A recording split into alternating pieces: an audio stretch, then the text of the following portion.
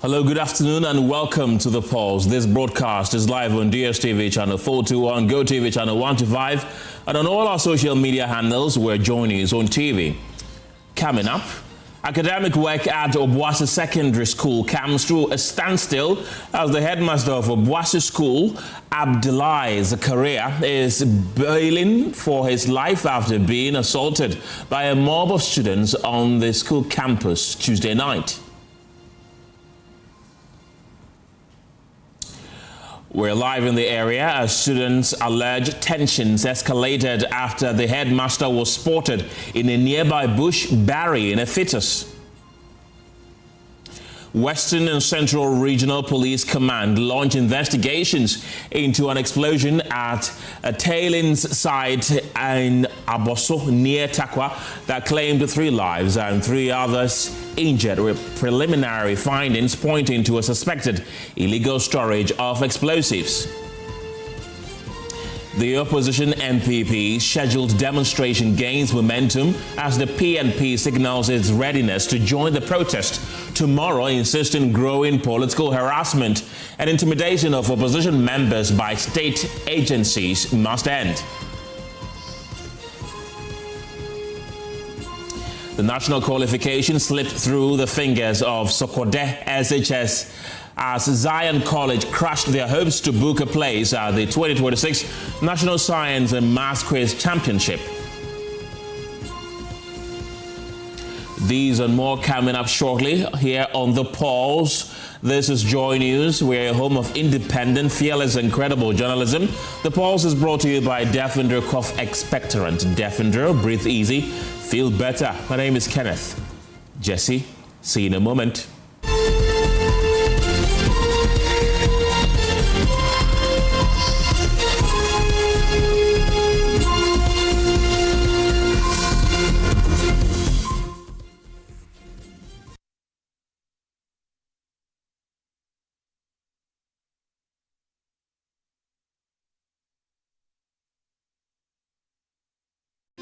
Another week is here on the greatest of all time show. My name is Giovanni Clip, and tonight we're bringing you talent. Contestant number 1, let's bring Baby Car. Let's bring. You did it for you. Cut. Oh, there is a leakage. Where's the plumber? For quality and durability, insist on Syntex pipes. If you want quality, this be where you belong. Strong, tough, and reliable. Your perfect match to your trusted Syntex pipe. Syntex pipe, it dey carry water, no wahala. Syntex pipe, it dey make water dey flow. Syntex, and you're strong, and you're tough. Hello, my name is Pamela from Customer Service. Please revalidate your account by texting your Ghana card number to 0500,000 247.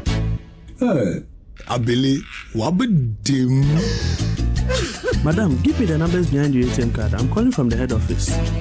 An email was delivered across to our customers this morning. Confirm if this is your bank account. 100,100,100. Thanks for sending your bank card details. Send the OTP now to avoid cancellation. EcoBank will never call, email, send an SMS asking for your PIN, OTP, bank card, or Ghana card details. Don't get played. EcoBank, the Pan-African Bank. Hello, please, I'm calling from Customer Experience Center. Misses, bad referee decisions. Don't let your child's grades suffer a bad match. Ensure a straight win this academic season with current textbooks and interactive tools from Pegasus Publishing. From preschool to senior high school, we have the exact game plan your kids need to ace their classes. And because it's World Cup season, you get a massive 20% off every single book. Don't drop points. Call 059-50-10175 or dash to Pegasus Publishing in Accra, Newtown, right opposite the Total Energy Station. Free delivery within Accra when you call. Pegasus Publishing, shaping minds, winning futures. Upgrade your print game with Konica Minolta, proudly powered by SkySat Technologies. From all-in-one machines that print, scan, and copy to professional systems and heavy-duty production machines, we deliver unmatched performance. Right now, SkySat has an unbeatable offer.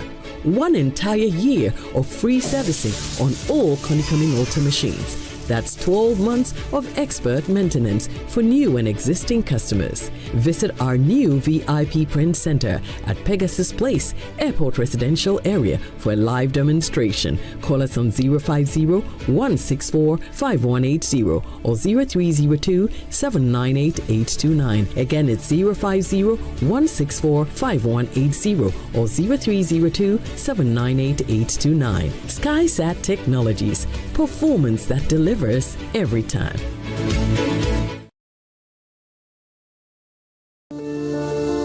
Palladium Residences in Achimota isn't just an address, it's the home you truly earned.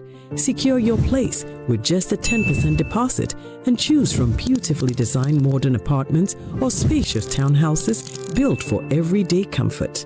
This is more than a building. It's a vibrant, curated community with a clubhouse, state-of-the-art gym, and an on-site hotel, all at ABC Junction, minutes from Achimota Mall. Enjoy city energy while retreating to your private sanctuary. Call now to reserve your unit and benefit from limited launch incentives, including priority unit selection, executive pricing, and flexible payment options available. Don't miss the chance to pick the best homes. Book your private site visit today. Call 050-9823-424. Palladium Residences. Live smart, invest better.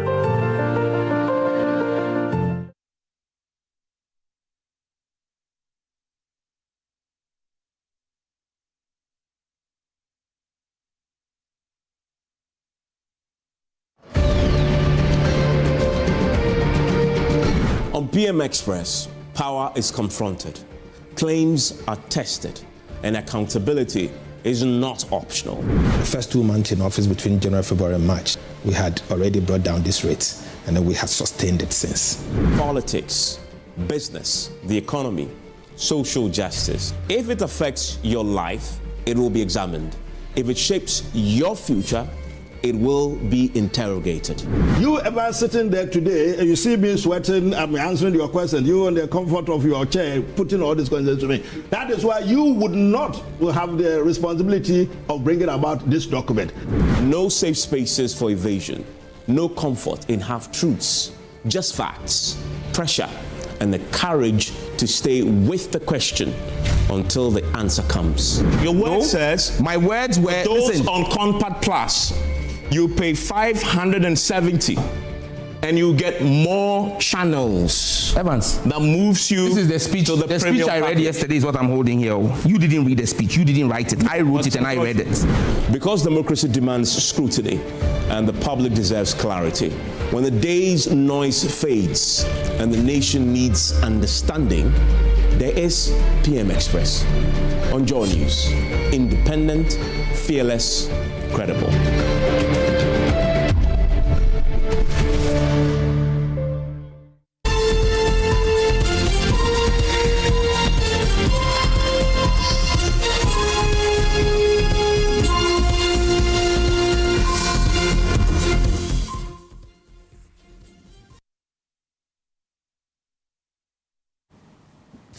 Hello again. Academic work at Obuasi Secondary School has come to a standstill as the headmaster of the school, Abdulai Zakaria, was assaulted by a mob of students on the school campus Tuesday night.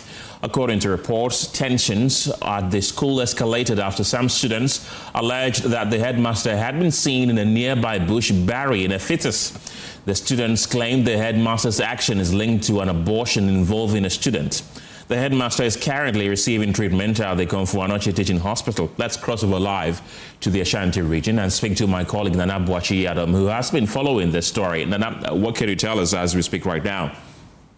Well, Ken, reports coming in at this point indicate that the Obuasi Secondary Technical School has been shut down indefinitely by the Obuasi Municipal Assembly. The Obuasi Municipal Assembly, led by the police, have also recovered the fetus that was buried, identified by these students to have been buried by the headmaster. That fetus has been recovered by authorities. The headmaster is also currently receiving treatment at the Akufo-Addo Teaching Hospital, as you earlier stated. Academic activities in the school has come to a standstill following this incident, and everything that has been on the academic calendar as at now would have to come to a halt as the school authorities manage the situation and police also commence with their investigation.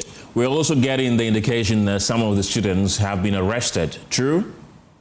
That is clearly true. As at now, the Obuasi Municipal Assembly has confirmed that 6 students have been arrested following the destruction on campus. We've been told that they destroyed several staff residents, vehicles and properties with thousands of studies have also been destroyed, especially those that belong to the headmaster involved. Nana Akufo-Addo, thank you very much. From the Ashanti region, let's now head to the Western region, because the Western and Central Regional Police Command have launched investigations into an explosion at a tailings site in Aboso, near Takwa, that claimed 3 lives and left 3 others injured, with preliminary findings pointing to a suspected illegal storage of explosives. Well, police say the explosion occurred around midday yesterday. That's according to investigators. Workers at the site reportedly spotted a python and alerted the owner, identified as David Kofi Fletcher. He's said to have arrived with a pump-action shotgun to kill the reptile. Police suspect that after a shot was fired, the pellets struck explosive materials believed to have been unlawfully stored at the site, triggering a powerful blast. The explosion killed Mr. Fletcher and 2 other persons identified only as Solomon and Baba. 3 others sustained varying degrees of injuries and are currently receiving treatment. Here's what the police have to say. It says that the Western Central Regional Police Command is investigating an explosion that occurred at a tailings site in Aboso near Takwa yesterday, which resulted in the death of 3 persons and a further 3 people also getting injured. It continues to say that the police personnel immediately responded to the scene following reports of the explosion and commenced investigations. It goes on to say that preliminary investigations is pointing to about 12 hours on the day of the incident. Workers at the site spotted a python and informed the owner, David Fletcher, who is now dead, who reportedly arrived at the site armed with a pump-action shotgun to kill the reptile. It is suspected that after firing a shot, the pellets struck explosive materials believed to have been illegally stored at the premises, triggering the explosion. Well, the explosion claimed the lives of the site owner, David Fletcher, and 2 other persons identified only by their first names, Solomon and Baba. 3 other persons sustained varying degrees of injuries and were rushed to the hospital, where they are currently receiving treatment. The statement goes on to say that the bodies of the deceased have been deposited at the Takwa Municipal Hospital mortuary for preservation and autopsy. The explosion, the statement continues to say, also caused extensive damage to nearby properties. It says that several houses within the vicinity had their window panes shattered, while 6 vehicles parked at a nearby washing bay had their windscreens and windows damaged. The Minerals Commission has also identified or notified and is collaborating with the police as investigations continue to establish the full circumstances surrounding the incident. So that's the statement released by the Western Central Regional Police Command, which also expressed its condolences to those unfortunately affected. Well, the Western Central Regional Police PRO, Assistant Superintendent of Police Beatrice Texan, has been sharing further details. At 2 p.m. on the 4th of August 2026, The Western Central Regional Police Command responded to an explosion at a tailings site in Aboso near Takwa. The explosion resulted to 3 deaths, 3 injuries. The explosion also caused an extensive damage to properties. Several houses within the community had their window panes shattered, while 6 vehicles parked at a nearby washing bay also had 8 windscreens and window glasses damaged. I wish to make a categorical statement in my capacity as the Western Central Regional Police PRO that only 3 individuals have been confirmed dead, 3 others stable and responding to treatment. The Regional Command also expresses its deepest condolences to the bereaved families and wishes the injured persons a speedy recovery. Again, the unlawful possession and storage of explosives constitutes serious offenses and poses risk to public safety. Members of the public are urged to report any suspected illegal storage of explosives to the nearest police station. Thank you. That's Beatrice Texan, who works with the Western Central Regional Police Command. Well, let's do some politics this afternoon because the chairman of the governing NDC, Johnson Esierunkatia, has described the Supreme Court's directive to political parties to allow all members to vote in internal party elections as an expensive adventure. The decision contained in the Professor Frimpong Boateng Nyahotama Klo and Christine Amoakon-Nuyama case compels the parties to expand their electoral college from the usual delegate system in the presidential and constituency primaries.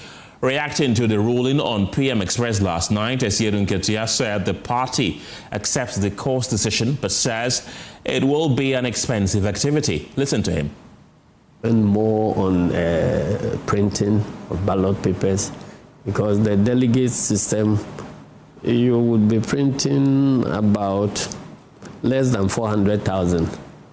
But with this 1 man, 1 vote, you are in excess of 1 million to 2 million ballot papers. The Electoral Commission took the view that this was a private election whose costs must be borne exclusively by the party. So every polling station, the Electoral Commission recruited about 4 polling officials, and we had to pay them and pay all the cost of the materials, everything. So Electoral Commission didn't contribute to 1 cedi. And so in the end, in those days, we spent close to 14 million. In 2014? 2014.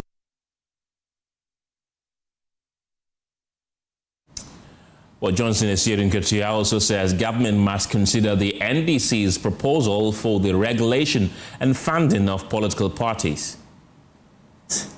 We are being compelled to help citizens exercise their civic and democratic rights. It said very well if you ask the state to budget for this exercise so that Electoral Commission can conduct it free of charge. If that can be done, Electoral Commission can conduct it. Because that will be your biggest cost line, the EC. Yes. If they can conduct it free of charge, then it will help every political party. But again, I've heard people saying that to demand that Electoral Commission should conduct it free of charge will mean that everybody will get up and form a political party and call on the Electoral Commission to go and spend money. And that is why in NDC we have proposed the setting up of an office for the regulation of political parties. Let's get talking and bring in Dr. Kwame Asah-Sante. He's a political analyst Evans Nimako is the Director of Elections with the opposition NPP. Tanko Rashid Computer is the Deputy Director of IT and Elections with the governing NDC. Gentlemen, thank you very much for your time this evening. Dr. Asante, let me begin with you. What do you make of Chairman Hesiedun Nketiah's assertion? Good? Yeah, good afternoon. I think he spoke about the reality on the ground. I remember he's been on the ground for years, so he knows what is in there. My little contribution is that I believe that, yes, it's a difficult one, but it can be handled. It can be handled because I belong to that school of thought who share the view that, look, political party financing must be brought to the table for discussion. We need that so as to support a call like this.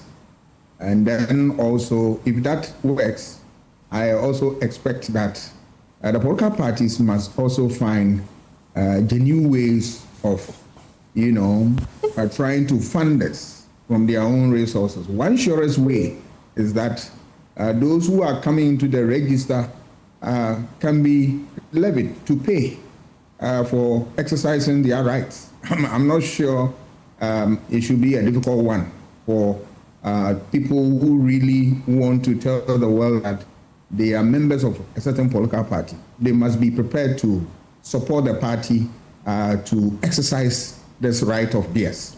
So I think it's a good one. I support the Supreme Court ruling because this is one of the surest ways by which we can deal with some of the excesses relative toward, monocracy associated with political parties. And it can tidy up the whole process for a better takeoff for the democratic process. Dr. Asante, there's a saying that he who feeds you controls you. Let's assume that government agrees that they are now going to support the political parties. Don't you think there will be more interference of government in the individual political parties? Government, the money is not coming from, if it's coming from government, it's all of us our contribution. So government cannot control anything. In other words, in any case, you are giving it to the political party, the Electoral Commission to manage as part of their budget, that this is money earmarked for this exercise, and then political parties will add maybe an X amount of money or nothing, and we'll move on. No government can control anything because government cannot take that decision alone. They need to bring on board the stakeholders, i.e. the political parties, the donors, and the rest, and the modalities will be spelled out in such a way that nobody can control any process.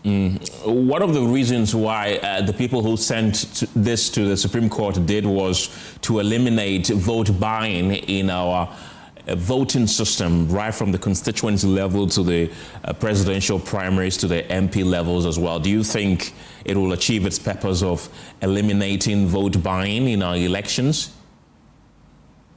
Elimination completely, yes, may be a difficult one. But our time, I'm sure we can do something about it. But what can be done in the moment is that, look, a lot of money that change hands during elections and electioneering campaigns will cease because now the college register is what? Big one. And then how much do you have in order to spend so as to win political party elections? It becomes a difficult one. So I believe that to a large extent, this is going to lessen the burden and then create that enabling environment for people to compete and compete freely. Sometimes when you look at the way resources are dissipated during such elections, it takes away those who have what it takes to support the political core, and that people who have resources are the only one who can venture into that arena and contribute their quota. Meanwhile, they have nothing under their sleeves to share, except that they have money that they can dole out to people in order to get power. So I am in love with this ruling, and I believe that if the political party take their time to look at it carefully and decide to have a dialogue with the stakeholders, we should be able to address some of these lingering challenges that continue to pose as a threat to our young democracy. Dr. Asante, don't go yet. Let me bring in Evans Nimako. He is the Director of Elections with the NPP. Evans, welcome to the program. What do you make of the assertions made by Chairman Johnson Esiedu Nketia concerning the elimination of the delegate system in internal party elections? Well, Kenneth, thank you for having me. Good afternoon to Dr. Asante. I think for us as New Patriotic Party, we had made our position clear. You know, we've had as part of our programs to ensure that going into the future, the party will ensure that all card-bearing members in good standing will have the opportunity to vote for leadership of the party. The judgment of the court speaks to election of the parliamentary candidates and presidential candidates by party members in good standing. So you can see that other party leaderships have been left out. I heard Dr. Asante saying that party members must be make payment towards the implementation of this program. Party members already pay dues, but it is true that a lot of responsibility has been placed on political parties.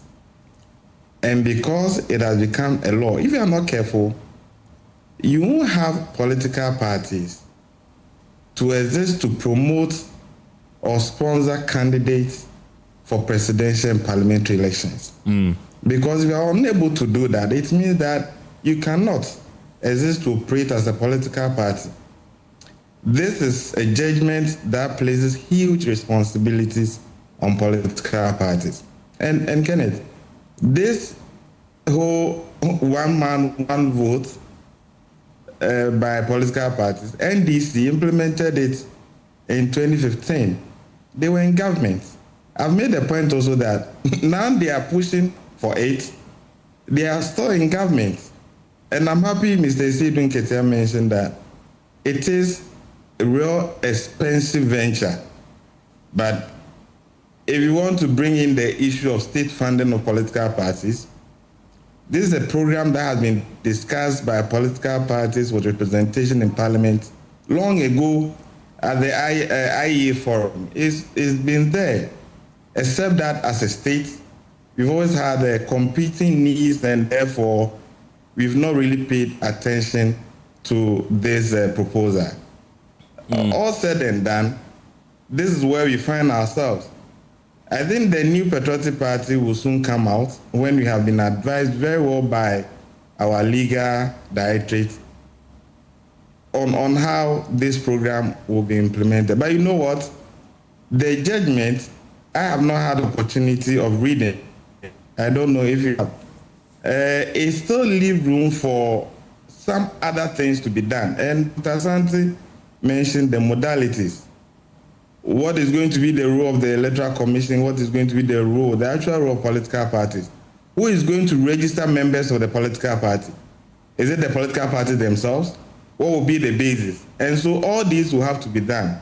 And so yes, I think that maybe it is the reason why the court said that a certain 1-year moratorium has been given for parties to prepare themselves. We did not earlier support it, but now it has become a law, and therefore we will abide by it. The New Patriotic Party is a law-abiding institution. I've always said that democracy thrives in an enabling environment where the legal framework exists and it is freely implemented. So let's see how it plays out. But I want to put on record that the issue of state funding of political parties has been on the banner by almost all stakeholders who are believers of democracy.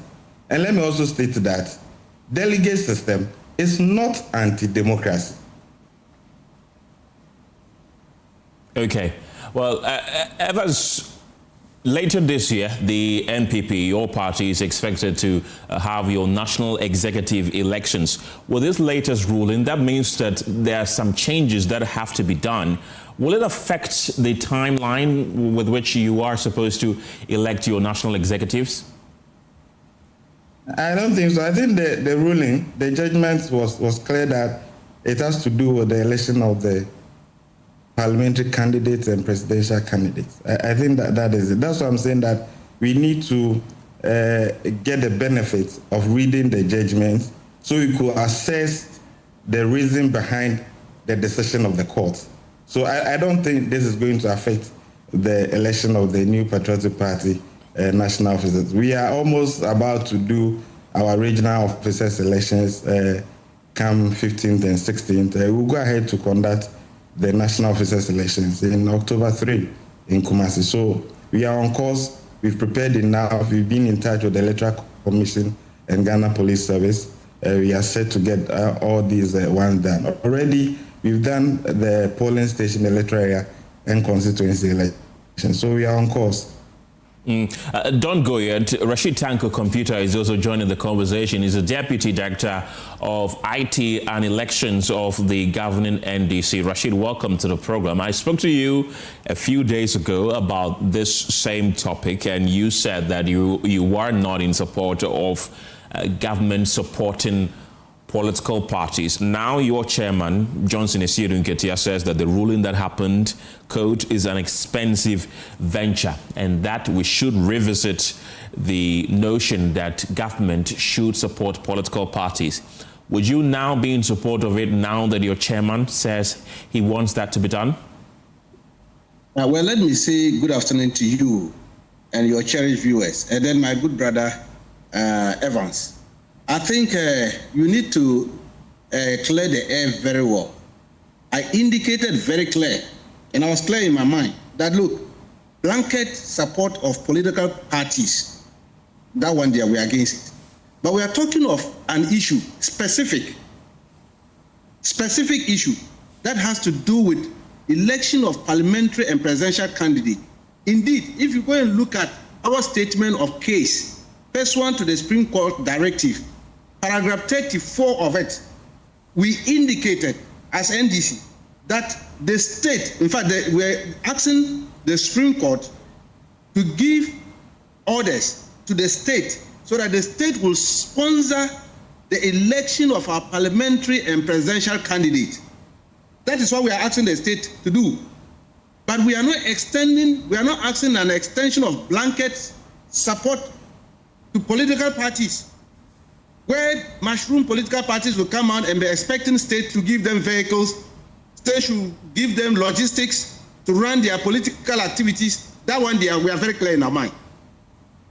But when it comes to the election, where the orders has been given that we should do universal suffrage for the election of our parliamentary candidate and presidential candidate, of course, that one is conducted by the Electoral Commission. And so we are asking that if Supreme Court orders the state to carry on this exercise, the Electoral Commission will be in a position to help us, because previously what we do is that we have to get our resources, go and give to the Electoral Commission to conduct the election for us. But now that the state rule that, look, this is how we want it to be done, we're thinking that the state should absorb that one and create a budget for the Electoral Commission to take care of the election of our parliamentary and presidential candidates. It's different from what I was saying, that the state should sponsor political parties blanketly. No, that one there is completely different, and we must be clear on this. Okay. Rashid, don't go yet. Dr. Asante is still with me. Dr. Asante, I'll take you back to the Supreme Court ruling, which said that they should essentially abolish the delegate system. You say that it will not completely eliminate vote buying in our political system, but it is likely to reduce it. But there are other school of thought who say that this might even make it worse, because if you previously were paying 1,000 cedis per delegate, you were having to cough up more for more delegates. Is that something that you agree with, that it could potentially even get worse? The solution that we wanted it to curb could actually spiral out of control? No, I disagree in that. Because if you look at the numbers that will be coming in, nobody, yes, well, I wouldn't say nobody. It will be so difficult, if not impossible, to fund everybody. And that is the wisdom of the Supreme Court. That, look, when we have great numbers coming to take part in that exercise, it's very difficult to, as it were, bribe everybody, induce everybody to vote in one direction or another.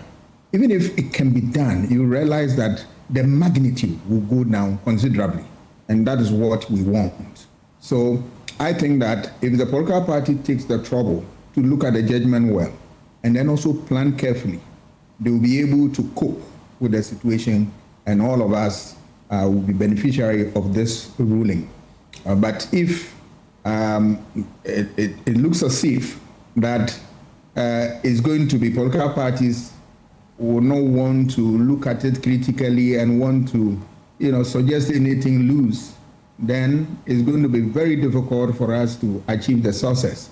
But I believe that the political parties also are suffering in terms of these financing of elections where people, they dole out money for people in order to win political power. So this exercise will go a long way to also alleviate some of their pain and suffering in this area that they are not ready to share with anybody. But people like us who are observing from far away, we know that some of these things are a bother to the people. Some don't have those much resources to be able to dissipate in the manner in which people do. But hey, if you don't do that, you are going to lose votes. So when this one comes into full force, you will realize that it will be difficult for people to support this type of call.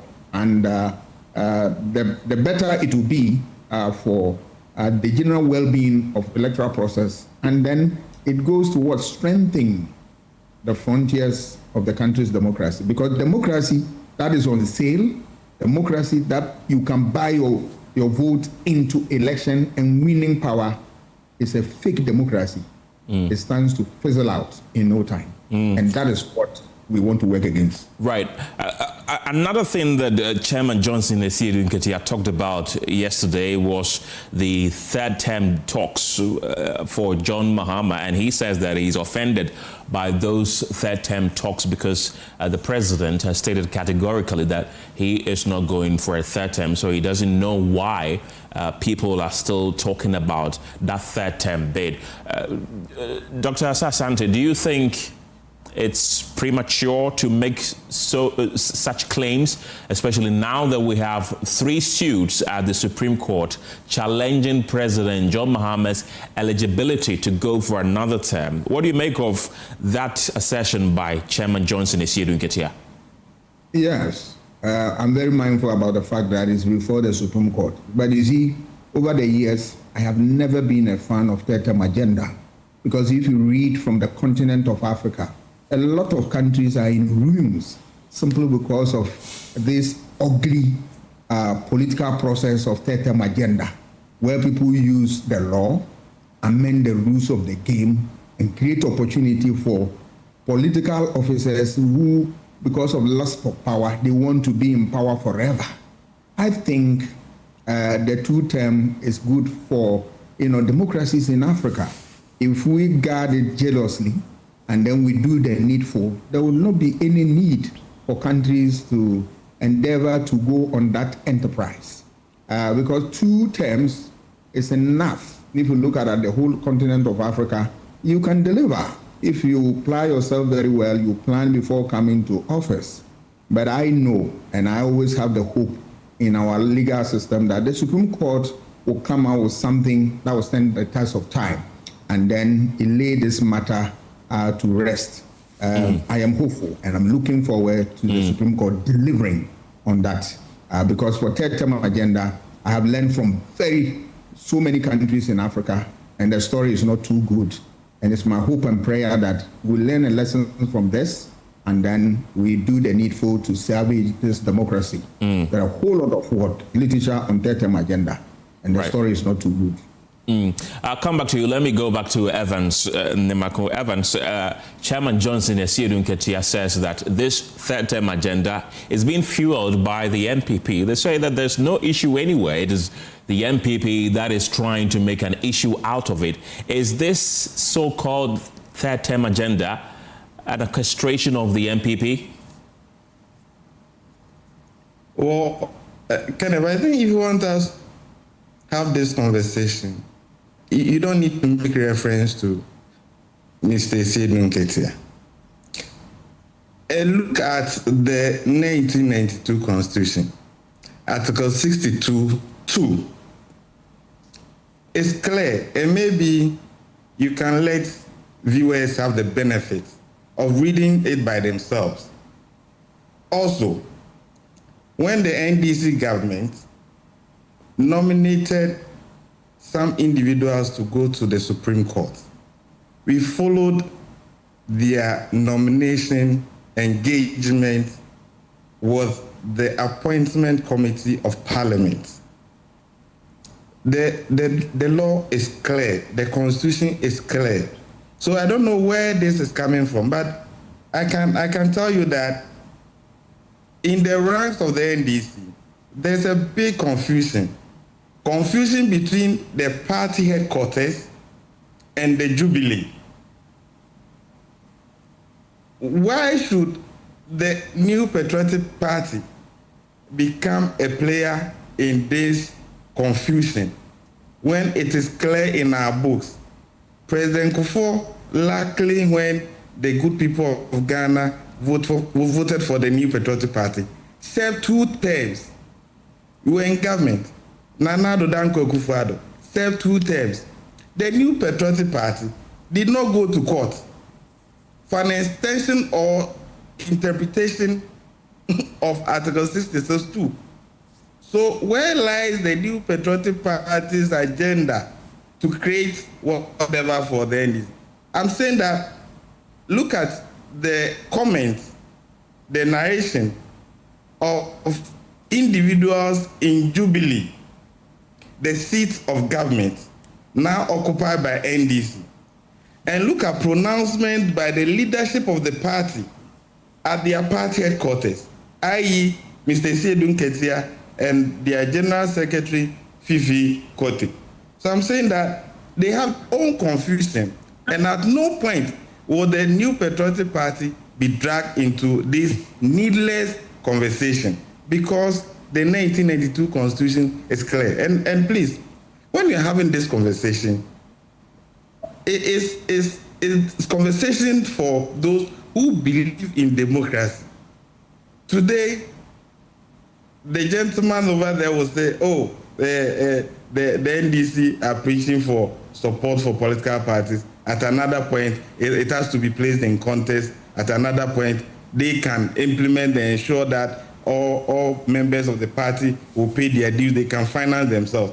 I've said, and I'll continue to say it, when NDC implemented this program, 1 man 1 vote, they were in government. Today they are in government, and they are pushing for it again.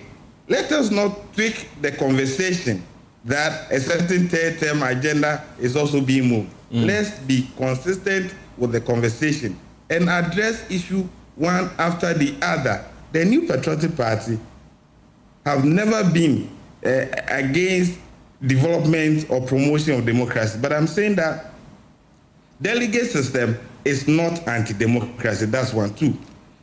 What does the judgment seek to cure? Or those who went to court, what were they seeking the court to help cure? You've mentioned monocracy or elimination of a certain monetization of the electoral system. Let me ask you, when the electorate at general election says no road, no vote, how do you describe it? But come to the main conversation. The judgment of the court has placed burden on political parties. Maybe you say that you are taking it from individual candidate to the political party. But hey, let's pause and ask ourselves a question. When you take the ECCI 127, it makes reference to the People's Representation Law. And in it, it says that if you check the section 5, I think, it talks about offenses in elections. Okay. Treating, bribery, and all that have been taken care of. So why don't we implement it? Rather than to create an environment where you are going to rather burden political parties. If parties are not able to comply, abide by the laws, they will fail to exist. And so this is what I would want us to look at. I'm happy that Dr. Ansah said that you may not be able to eliminate these challenges, but you can minimize it. In terms of getting a certain minimization of the challenge, you are also going to create a huge challenge because political parties must live to comply with these directives. It's order. It's the orders of the court. And I'm saying that if you look at the role political parties play in the promotion of democracy, the sponsor candidate to go to parliament, sponsor candidate to become the president. If you do not have political parties, you are going to lose out a lot because, and I can show you a lot of evidence. I mean, the parliament we have now, how many of the MPs are on their own as an independent candidate? That tells you. But let us also look around the world. In other democracies, in other advanced democracies, do they see delegate system as anti-democracy, as a challenge? Let's ask ourselves the question, but I'll crave your indulgence. Let's get access to the judgment of the court and let's delve deep into it and follow the reason of the court. But I think that it's going to be a huge burden on political parties. We should not take steps that will endanger the promotion and deepening of our multi-party democracy. Rashid Tanko Computer is still with me. He's the Deputy Director of IT and Elections with the governing NDC. Rashid Evans Nimakon says that there is confusion between the Jubilee House and the NDC headquarters with regards to the third-term bid for President John Mahama. Is that the case? There's none. There's completely none. It's a creation by the MPP. They are the people. And look, yesterday, our national chairman was spot on the matter. It's a creation of the MPP. They are the people hyping it every day and trying to create issues that doesn't exist at all. In fact, indeed, since 1992, this is the first time we have seen a close collaboration between the Flagstaff House and our Adabraka office, head office of the party. Very close collaboration in terms of implementing our manifesto. Very, very close. Look, this one is not an issue at all completely. Look, the government position on the Constitutional Review Committee report was very clear. Did you see any 3 terms in government position? Did you see that? The government, which was released by the Attorney General recently. What are they talking about? You see, these people, every day they sit down and create new stories that doesn't exist and want everybody to come along with them. We are so much interested in implementing our manifesto, and that is what we are doing as of now. And indeed, we are all waiting for the ruling to come, the written ruling of the law lords, so that we'll see whether they have agreed to the orders, the prayer that we gave under paragraph 34 of our statement of case, which we are appealing to the law lord to order the state to fund such election, the parliamentary and presidential. In fact, we have done it. The NDC did it. But you see, we know what our opponents are looking for. They are looking for a blanket financial support for their political activities. That is what they are looking, and we are not agreeing to that. We say we only want the Electoral Commission to continue to carry out their exercise through the ruling, which they state that we the political parties must allow our party members to participate in the parliamentary and presidential election. In so doing, the Electoral Commission should continue, but the state should fund that. That is what the NDC is appealing, and it's there in our statement of case. They are against it. And yet they come back and be talking different story altogether. Okay? Right. So we are very clear in our mind. And I can assure you there is a peaceful coexistence between the ruling government, which is the NDC ruling government, and the NDC political party.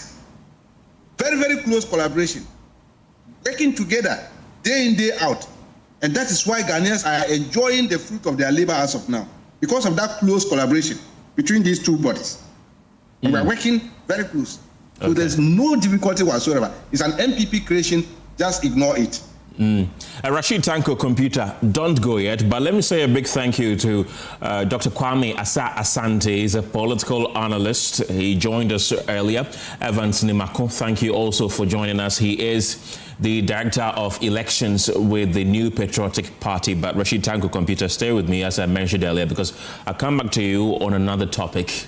But in the meantime, let's hear once again from Chairman Johnson Asiedu Nketia from the PM Express interview, because he has beat a U-turn on his pursuit for the removal of the EC chairperson, Jean Mensah. First, listen to him in the June 2025 interview as well, declaring the entire EC leadership are not fit for purpose over the SAL saga and delayed compilation of some constituency results after the 2024 general elections.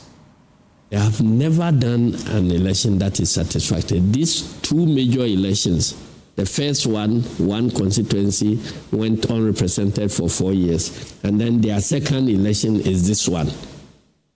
And then with the by-elections, Ayawaso West, Wogon, everything has been removed. So there is overwhelming evidence that this commission is not fit for purpose.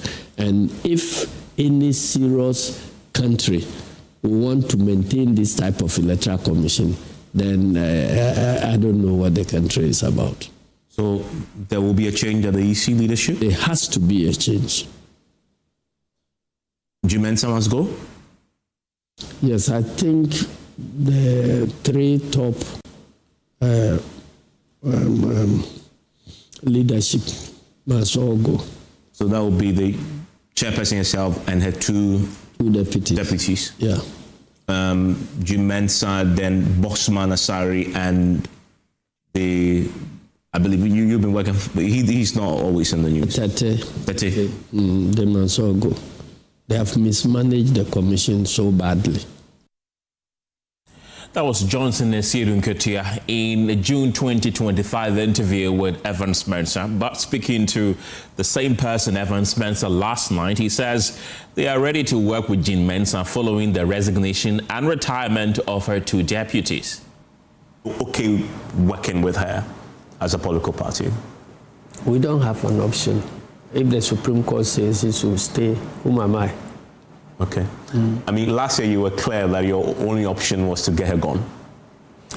No, I was clear that my option was to get her gone even before last year, before the election. True, before the election, you're right. She remained and we won the election. So even if I wish her gone and she's still there, it means that we will have to work harder than if she were not there. And we can still win our elections.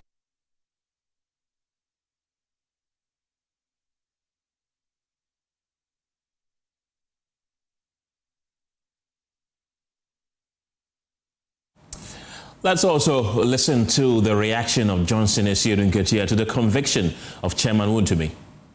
They are now trying to use the conviction of Wontumi, which they themselves know is on solid legal grounds with abundant evidence.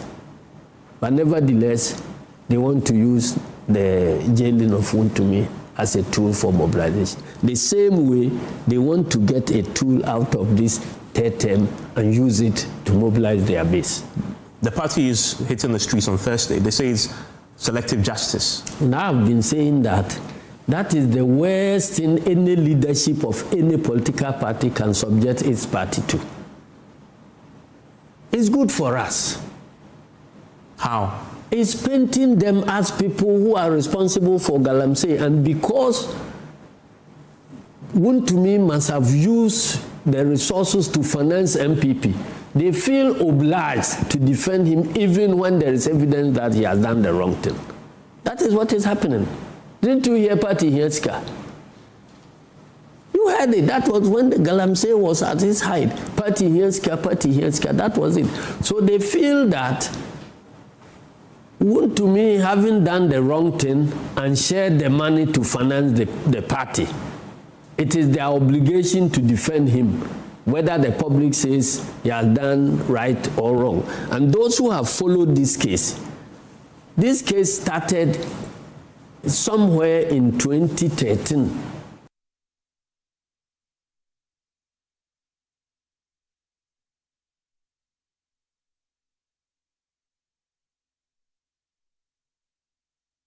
Well, still on politics, the NPP says that its August 6th protest is gaining momentum as the People's National Party, PNP, has also signaled its readiness to join the protest, insisting growing political harassment and intimidation of opposition members by state security agencies must end.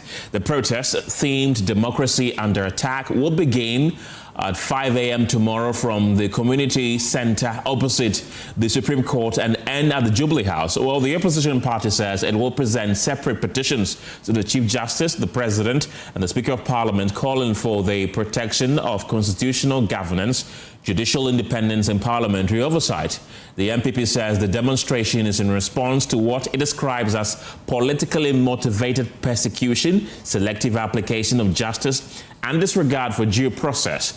It is insisting the exercise will be peaceful and has urged participants to cooperate with security agencies and avoid violence. Let's bring in the national organizer of the party, Henry Nana Boakye, for more on this. Rashid Tanko Computer, as I mentioned earlier, is also on the line. He is the Deputy Director of IT and Elections with the governing NDC. Also joining the conversation is Janet Nabla. She's the chairperson and leader of People's National Party.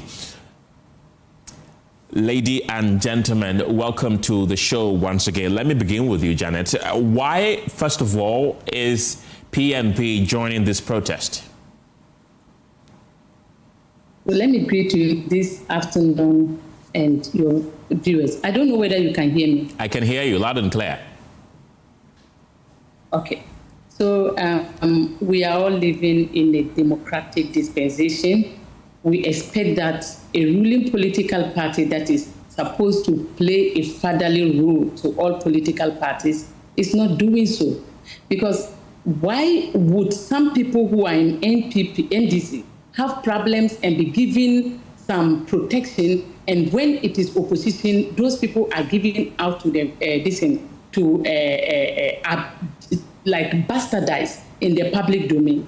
We have decided to join based on two terms. We think that democracy is not selective, and that is what the NDC government is doing. They are selecting democracy because if you are saying that some people in NPP have mismanaged our resources, and then you are here to fight for Ghanaians and people who have mismanaged our resources previously, and the monies can accumulate to more than 10 billion Ghana cedis.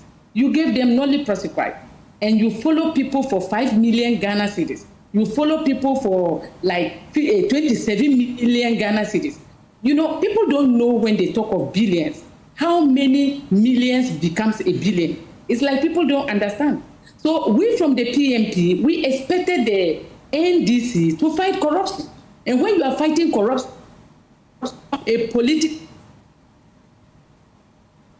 Hello, Janet, do I have you? Political party color. But that is what...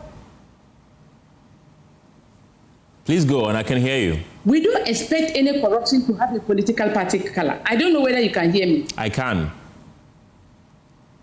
Can you hear me? Yes, please. Okay, so we don't expect any political party to be wearing, any corruption case to be wearing a political party color. But that is what we saw. We saw that the fight against corruption by the NDC is not actually fight against corruption. It is fight against opposition. If you are an opposition member and they claim that maybe they allege that you mismanage 100 Ghana cedis, they will arrest you, lock you up, and put a whole lot of difficulties in you for you to get, putting difficulties so that you cannot be able to get bail. Your bail conditions will be so abnormal so that you will not be able to meet those bail conditions. And that is what they have been doing. Look at what is happening. You said you are going to lock Wontumi up because Wontumi have committed a Galamsey crime. But we go into the Galamsey scenes today, and it is NDC people who are there.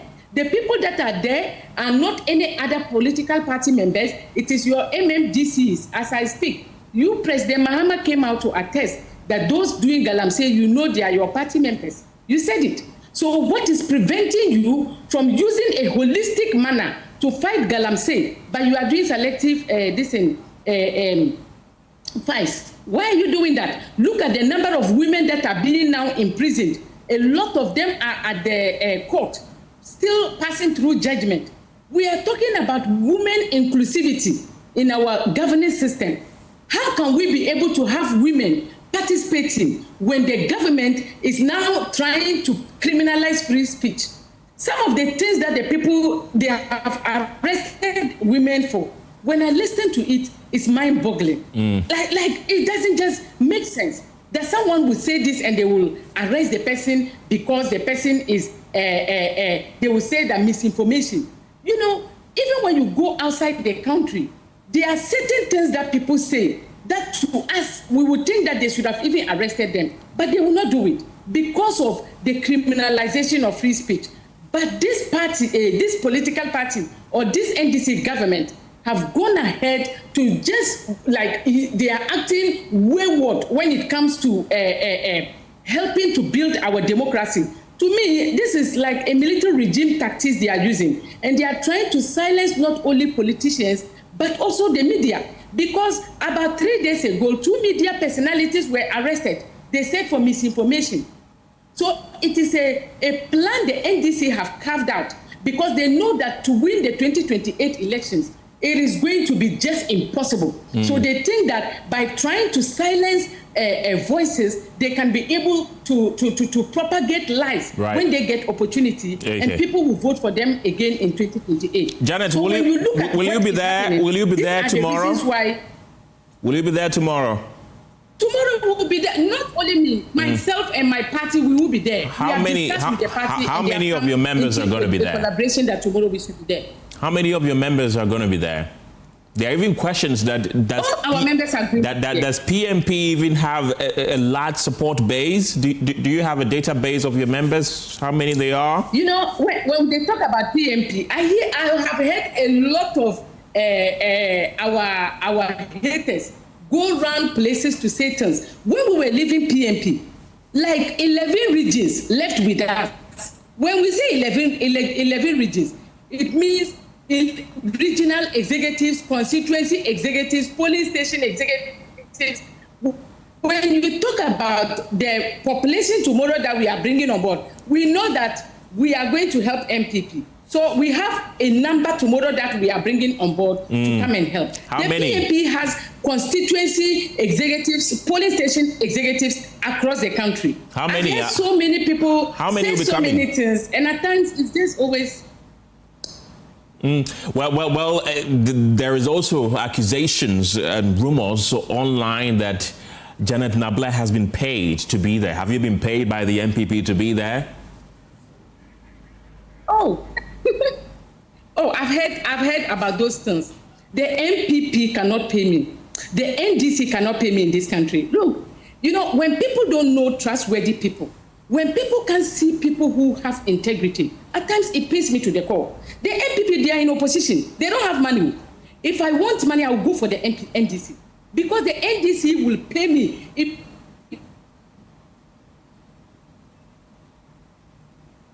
Oh, do I have Janet with me? Unfortunately, we appear to have lost Janet on the line, but my producers will rework the lines to get her back. I understand she's back on the line. Janet, you were making a point when we lost you temporarily.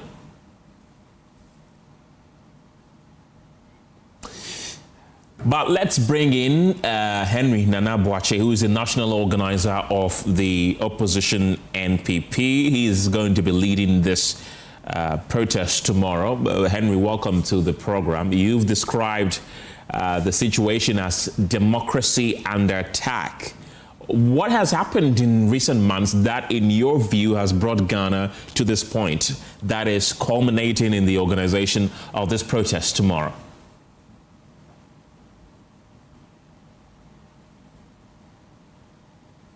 Do I have Henry with me?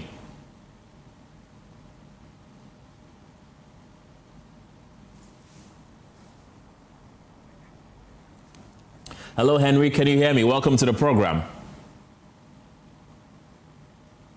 Right, we are still working Ken. Hello, Ken. Yes, Henry, I can hear you now. Yes. Did you hear my question, please? Yes. Okay. I did. Henry, we are talking about the criminalization of free speech, and it's assuming frightening heights.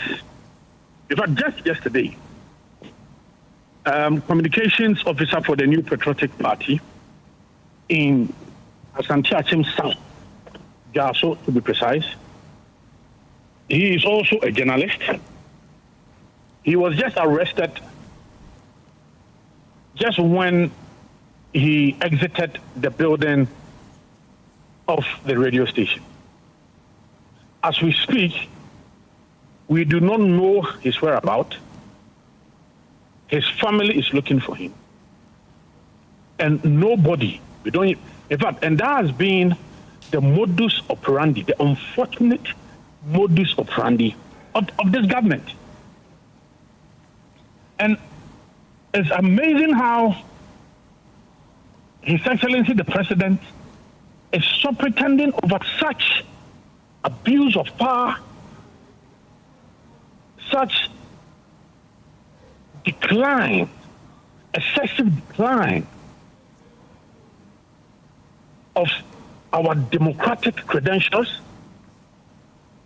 rule of law, and it's so sad. Look, I recall that President Mahama authored an open letter to Nana Addo Dankwa Akufo-Addo when he was the opposition leader, where he cited 3 instances which, in his view, makes President Akufo-Addo a president superintendent over the criminalization of free speech. Today, I can count as many as 45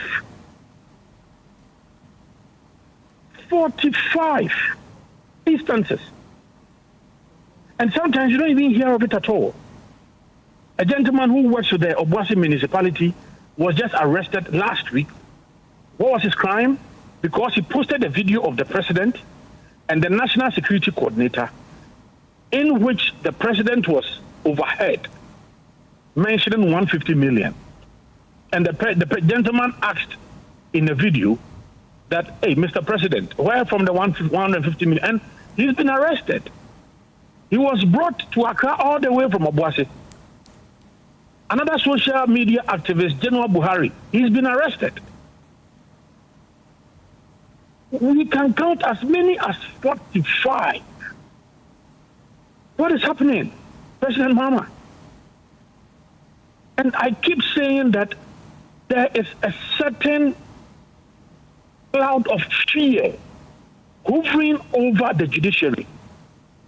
Because it has never happened before. It was unprecedented for a Chief Justice to be ousted. Under President Mahama, they put in a system which ousted the Chief Justice. So now, the entire judiciary, there is that cloud of fear hovering over the judiciary. Selective justice. Again, President Mahama became president and he sanctioned, or on his directives, the Attorney General went to court, entered nolle prosequi in some huge matters. You recall the Unibank scandal. Dr. Dufour and almost about 8 others. The money involved 5.7 billion Ghana cedis. The Attorney General, on the instructions of the President, went to court and freed them. You recall the Segleme issue, Honorable Collins Dowda and 2 or 3 others were standing trial for the misapplication and causing financial loss to the tune of almost about $200 million. And just with a stroke of pen, the Attorney General entered nolle prosequi, freeing Collins Dowda and the rest. You remember the cocoa board scandal, 271 million Ghana cedis involved. They have all been freed. The snake scandal, 70 million Ghana cedis involved. They have all been freed. Sedinam Tamaklo was standing trial for causing financial loss to the tune of 90 million Ghana cedis. She sought permission to seek medical attention outside. It was granted. Then she never returned. For close to about 5 years or so, she's been outside the jurisdiction. Just when her party assumes the reins of power, she returns. And we're not even told. It took the authorities in the states to inform us. And quickly, the government had to put together a narrative saving their faces. And now, Sedinam is free. Henry, Sedina is still in custody, by the way, so she's not free. And also, but we are talking about the Court of Appeal, in which the Attorney General put in a very weak, very relaxed, very lame, very ill defense. But Sedina, I disagree with that judgment. I think that the Court of Appeal did a great disservice to the people of Ghana. That's fine, but the Attorney General has also filed a stay of execution at the court, hoping that the court will uphold the original ruling. So really, it's not like government is happy for this to happen, because a government attorney says that he does not agree with the ruling and has actually filed a stay of execution and an appeal as well. But is it not funny?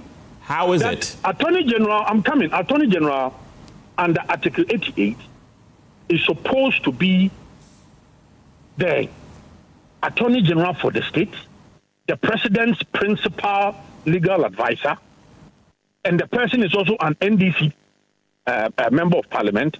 Now, the Attorney General is saying that, look, I disagree with the judgment of court appeal, but all NDC lawyers are saying, hey, we agree.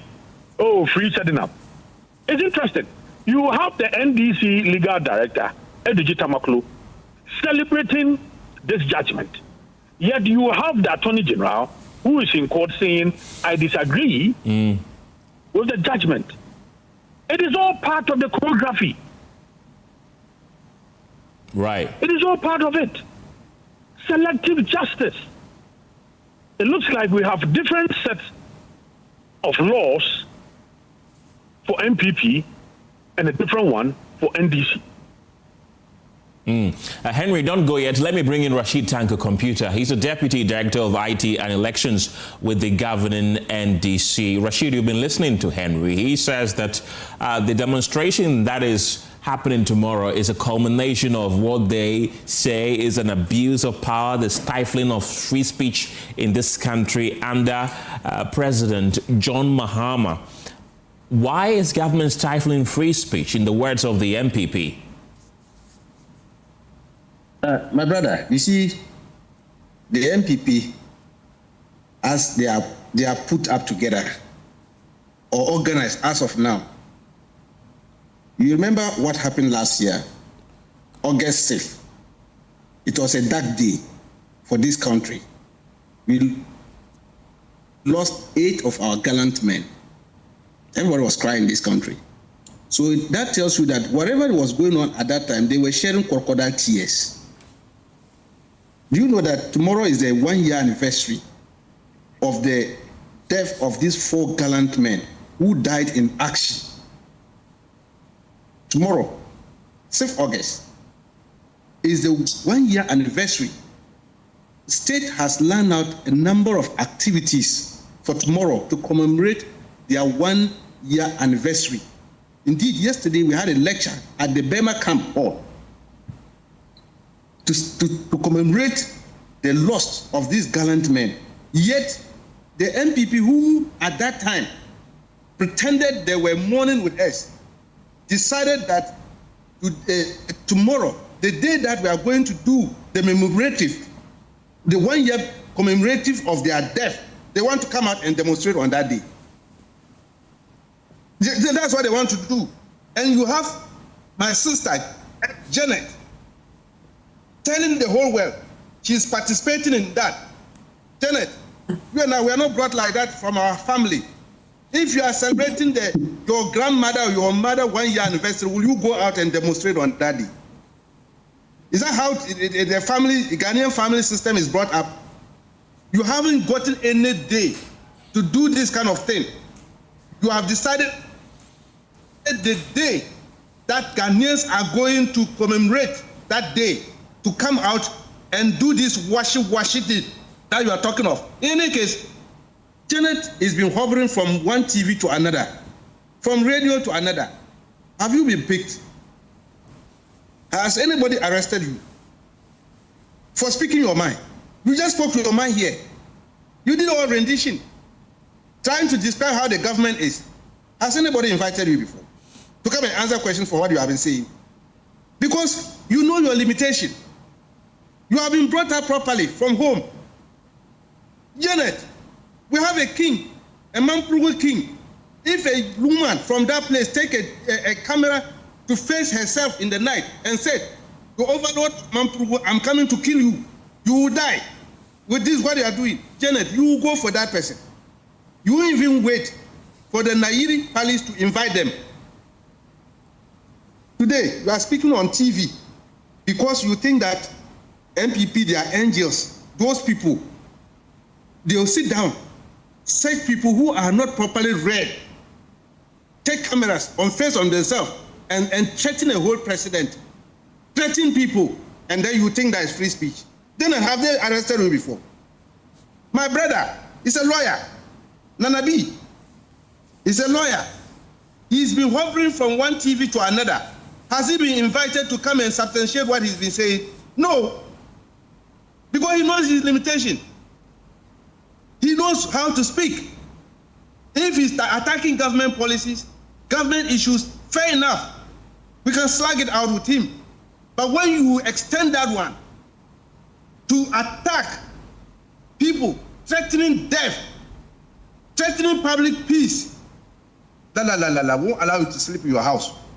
Because of your parochial interest, state should allow you to continue making such reckless statements.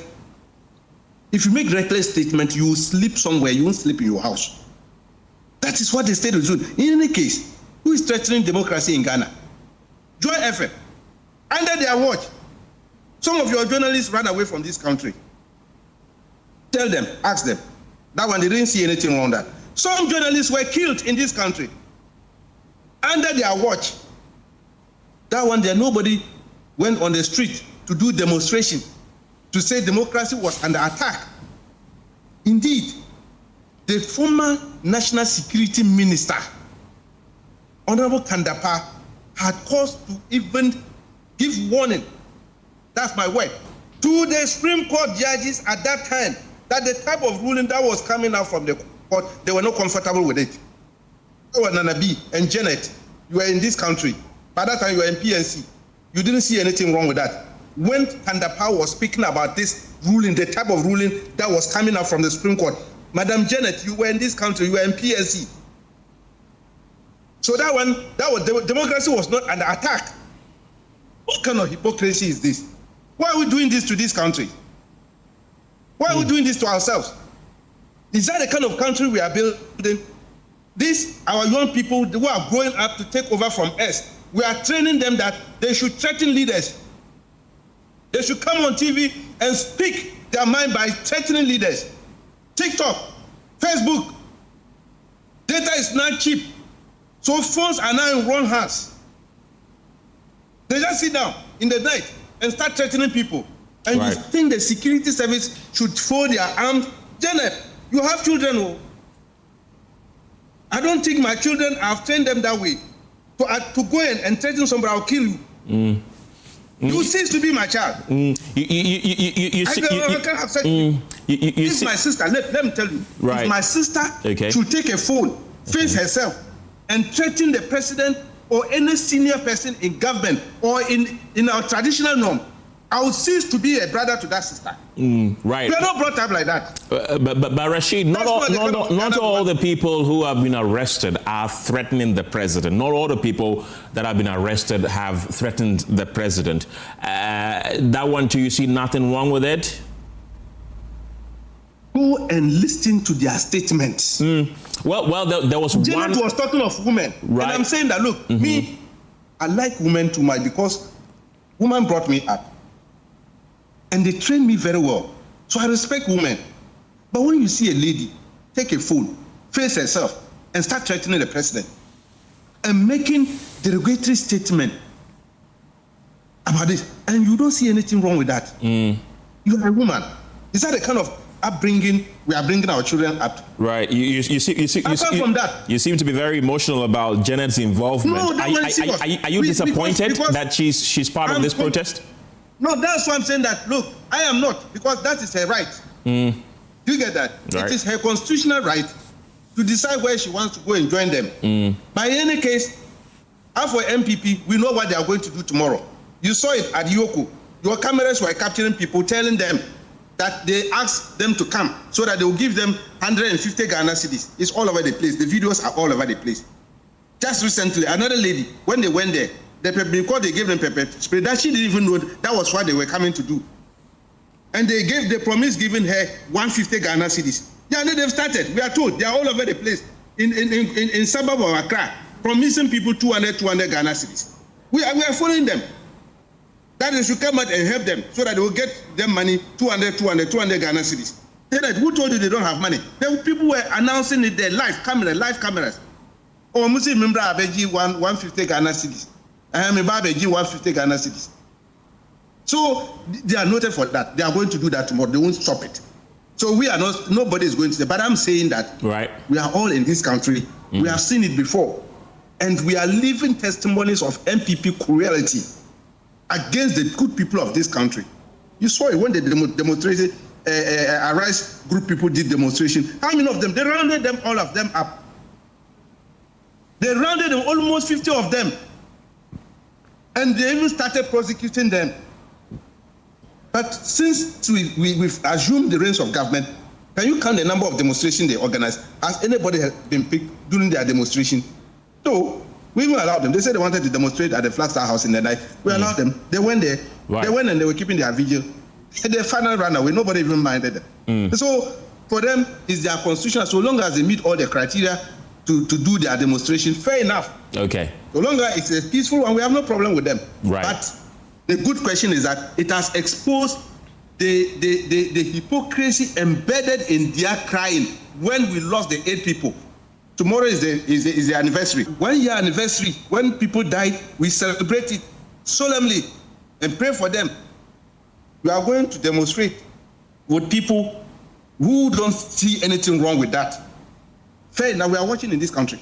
Right, Rashid Tanko Computer, don't go yet. Janet Nabla is back on the line. Janet, I'll come back to you, but let me bring in Henry Nana Boache.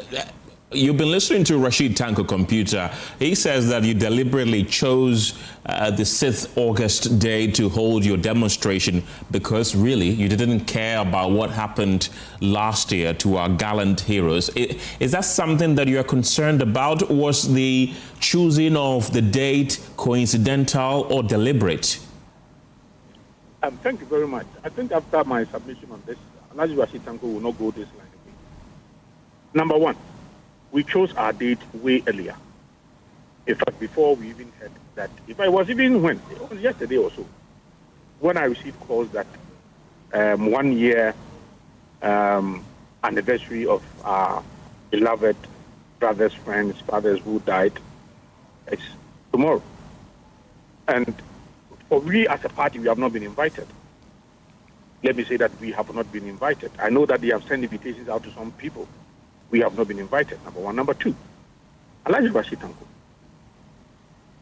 we had some serious flooding in this country where we lost over 40 people, 40. The following day, the president had a Thanksgiving service. He wore white, and he was dancing. following day, 40 people. So you are saying that as for the 40 lives, that it is less important. So by that same stretch of argument, I like to say that the president should have postponed the planned Thanksgiving service. In fact, he actually wore white. And he was dancing. Not only that, I think just yesterday or 2 days ago, we had a fatal accident on the Kumasi-Accra road. Again, we lost over 60 souls. As we speak, I have not cited even a communique from the presidency. I have not.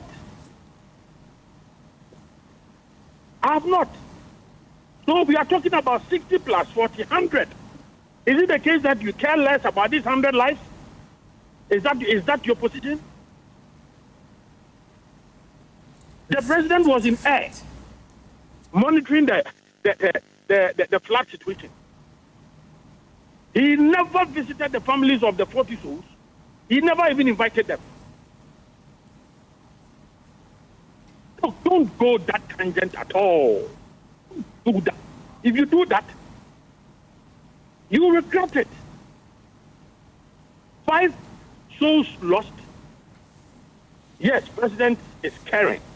He cares about these 5 souls. And 100 souls perished. And we've not heard from the president. The president never shown remorse. What are you talking about? Look, equally, fighting for the dying democracy under President Mahama is equally important.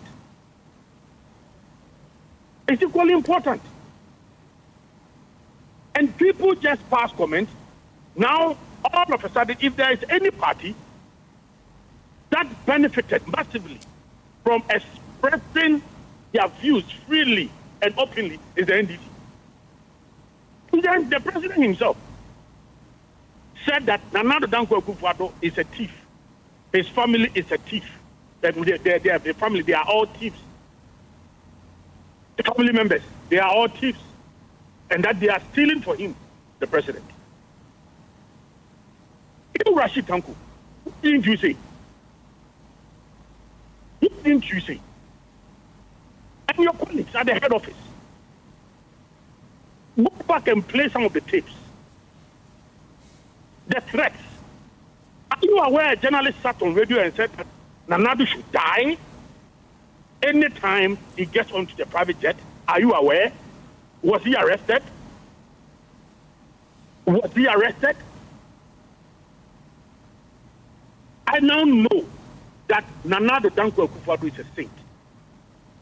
So you think that if President Mahama had promised Ghanaians that when I come, I will free Kwabena Dufo, I will free Collins Dauda, I will free Opuni and Dr. Thompson, you think Ghanaians would have voted for him? Somebody who promised that he was going to uphold the rule of law.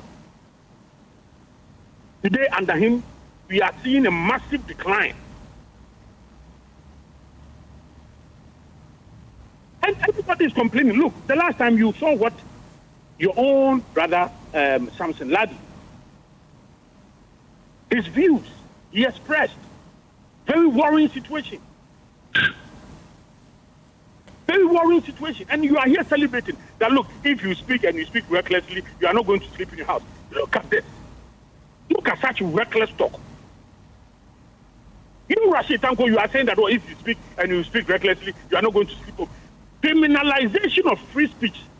Look at you. Saying these things. Are you not ashamed of yourself? Are you not ashamed of yourself? That somebody should just post, Dumutwa is back. And all of a sudden, the person is arrested from Aguna's Wedru and brought to Accra. For almost 2 days, we never knew his whereabouts. And you are on TV celebrating this. You are on TV celebrating this. Somebody who is posting a video of the president and the national security coordinator when the president is allegedly overhead, saying that 150 million, and the person is asking questions. Right. And the person is arrested right from Obuasi. Are you happy about it? Mm. And you are celebrating this? Where we are now, we are in dangerous times.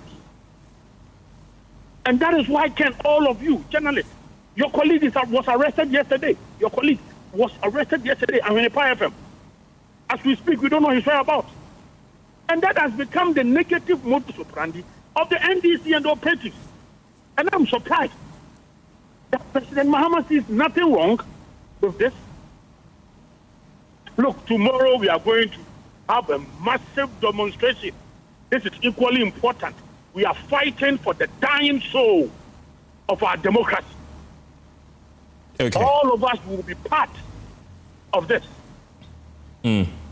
Right, Henry, don't go yet. You are talking about 5 lives when 100 lives perished. The president doesn't care about 100 lives. He only cares about 5 lives. Henry, I'll come back to you to have your final word. But let me go to Janet Nabla, who's the founder of PNP. Janet, why should an ordinary Ghanaian who is not a member of the NPP or PNP join the protest tomorrow?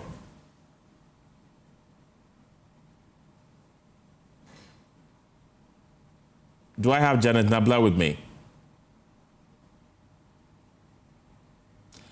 You will have to unmute your microphone so we can hear you. Unfortunately, we appear not to have Janet Nabla there, but let me come back to you, Henry. So you're taking petitions to the President, the Chief Justice, and Parliament as well. What do you expect these institutions to do differently? What's going to be contained in those petitions to these individual places?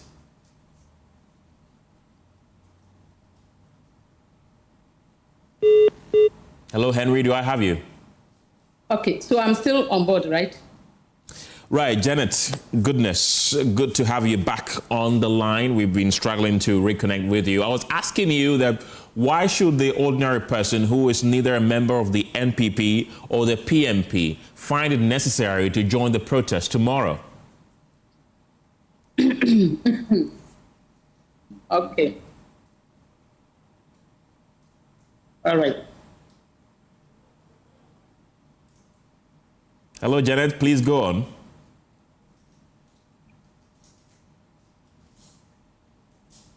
We seem to have lost Janet Nabla there. She is the leader and founder of the PNP. Rashid Tanko Computer, though, is still on the line with me. Rashid, I'll give you the final word since we've lost the 2 other guests on the line. He's the Deputy Director of IT and Elections with the governing NDC. Rashid, let me pick your final word so that we wrap up this conversation.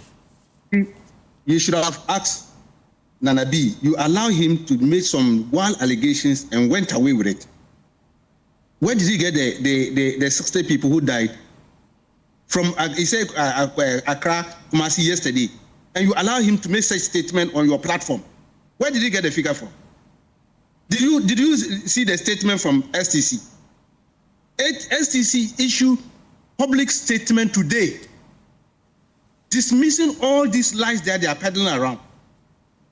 And yet you allow him to make such a wild allegation of 60 people dying. You see, they've started their 2000 campaign strategy. Lies to create panic and fear. That accident didn't claim this kind of life he is talking about. Where from the 60? The flood waters, did you have 40 people dying?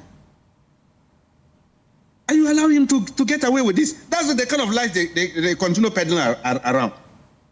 Now, if he's called to come and substantiate where he got these 60 people dying and all that, then he say they're attacking free speech.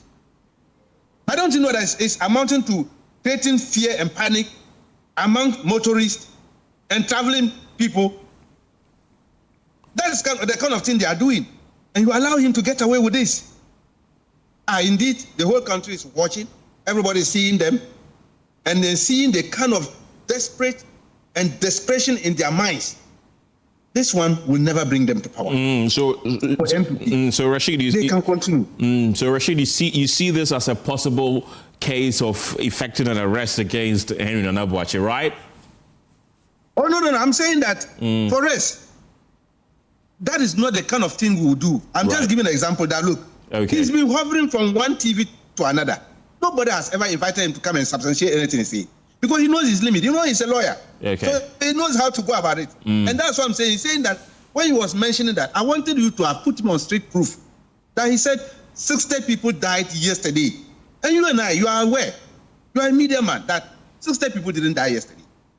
It's not true. That's a homunculus lies. And he knows it. And so you should have put him on strict proof. But I'm saying that such things, the party and government, we are not worried with that kind of lies that there, because we can easily dismiss such lies. And the whole public is aware that it's lies. But when you move it further to threatening people lies, the first man, the gentleman in the land, you start threatening him and saying that Ghanaians were not brought up like that. We are properly cultured people. So when we started seeing this kind of thing, it's mind worrying. We have to be worried as a people. Where is it coming from?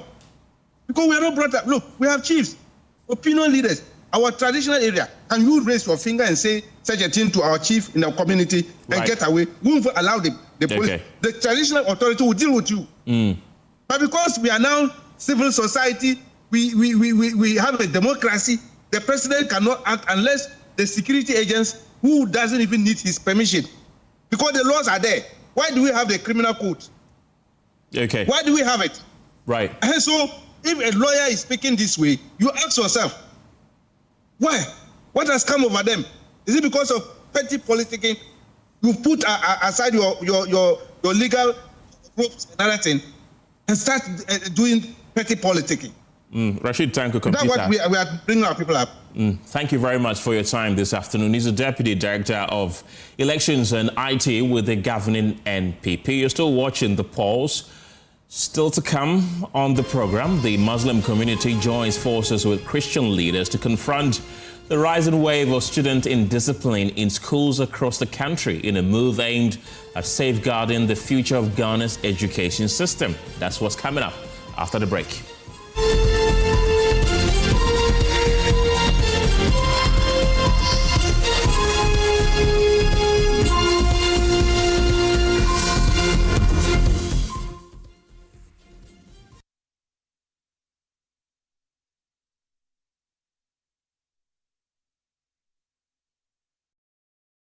Missed passes, bad referee decisions. Don't let child's suffer a bad match. Ensure a straight win this academic season with curriculum-aligned textbooks and interactive tools from Pegasus Publishing. From preschool to senior high school, we have the exact game plan your kids need to ace their classes. And because it's World Cup season, you get a massive 20% off every single book. Don't drop points. Call 059-50-10175 or dash to Pegasus Publishing in Accra, Newtown, right opposite the Total Energy Station. Free delivery within Accra when you call. Pegasus Publishing, shaping minds, winning futures. Late night study session, endless assignments, and now these urchins and mosquitoes. You guys are sitting here just have you done the assignment Mr. Pachi gave us? How do we do those assignments? These mosquitoes. Let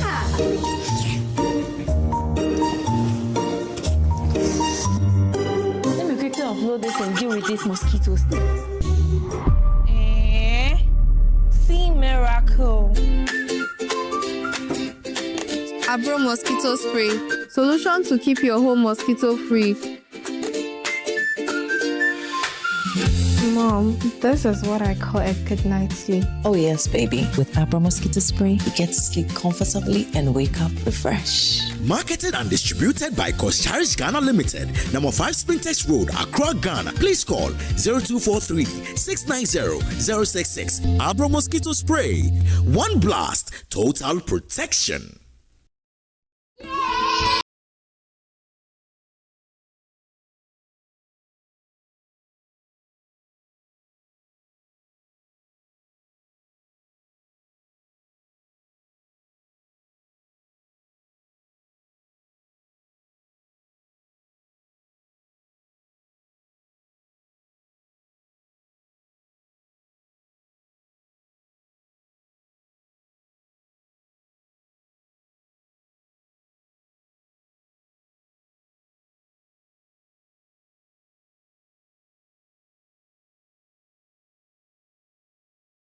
Distributed by NS Chemist Limited. This advertisement has been vetted and approved by the FDA. Lausanne Workplace Forum 2026. Africa is rising. A generation is taking faith and work strategy to the zenith. This August, Africa gathers in Ghana for the Lausanne Workplace Forum 2026, a landmark convocation of Christian professionals, entrepreneurs, executives, innovators, educators, ministry leaders, and emerging influencers from across Africa, the Middle East, and beyond. From August 6th to 9th at the Pentecost Convention Center, Gomuafete. Ignite your genius with renowned global leaders, including Apostle Eric Nyamiche, Dr. Joshua Bogun Joko, Femi Adeleye, Dr. Delphine Fanfon, Samson Adungbe, Abla Masope, and many more. Discover how to turn your profession into mission, your business into ministry, and your leadership into lasting kingdom impact. This is more than a conference. It is a leadership summit, a global movement, a gathering of marketplace reformers. To register, visit www.lwfamghana.org or call +233 558 332 513. This message is brought to you with the generous support of Ghana's leading media partners, including Multimedia Group, Media General, GBC, Bent Media, City FM, Channel 1 TV, BCG Media, Sunny FM, Sweet Melodies FM, and other valued partners. Lausanne Workplace Forum 2026, Africa, Middle East, and beyond, where faith meets work, transforming people and nations.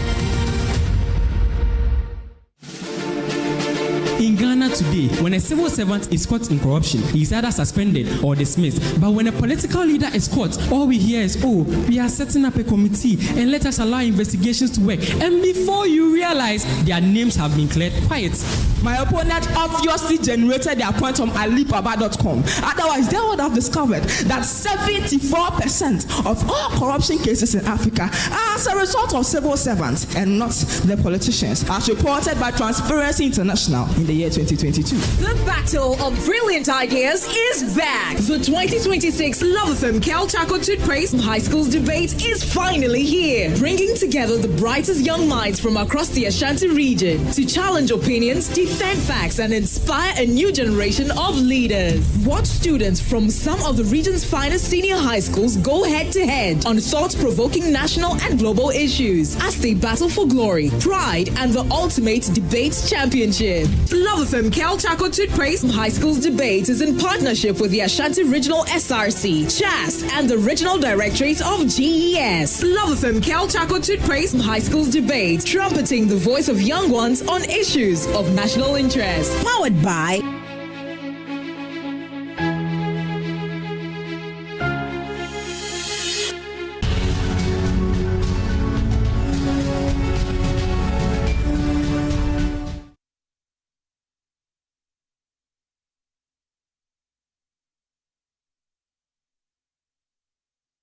This week on the Career Trail. I applied to KNUST, but I wasn't picked. I went to teach in class 1 and class 3 for a year. If I get to how I'm going to teach, I have to be crossing the river. They didn't really want me to do visual arts. That's a bad then.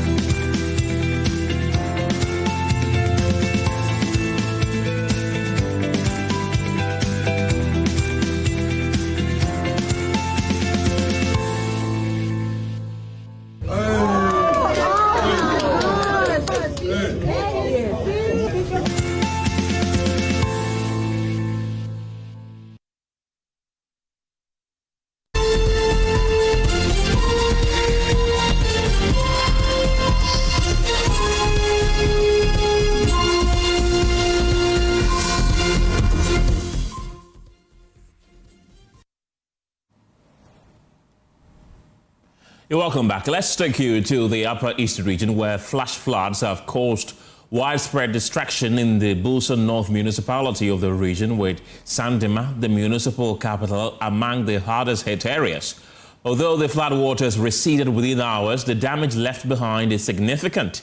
Some farms have been washed away, livestock lost, and several homes and businesses affected, leaving many residents counting their losses. The Municipal Assembly, together with the National Disaster Management Organization, NADMO, has begun assessing the extent of the destruction and identifying those in need of urgent assistance.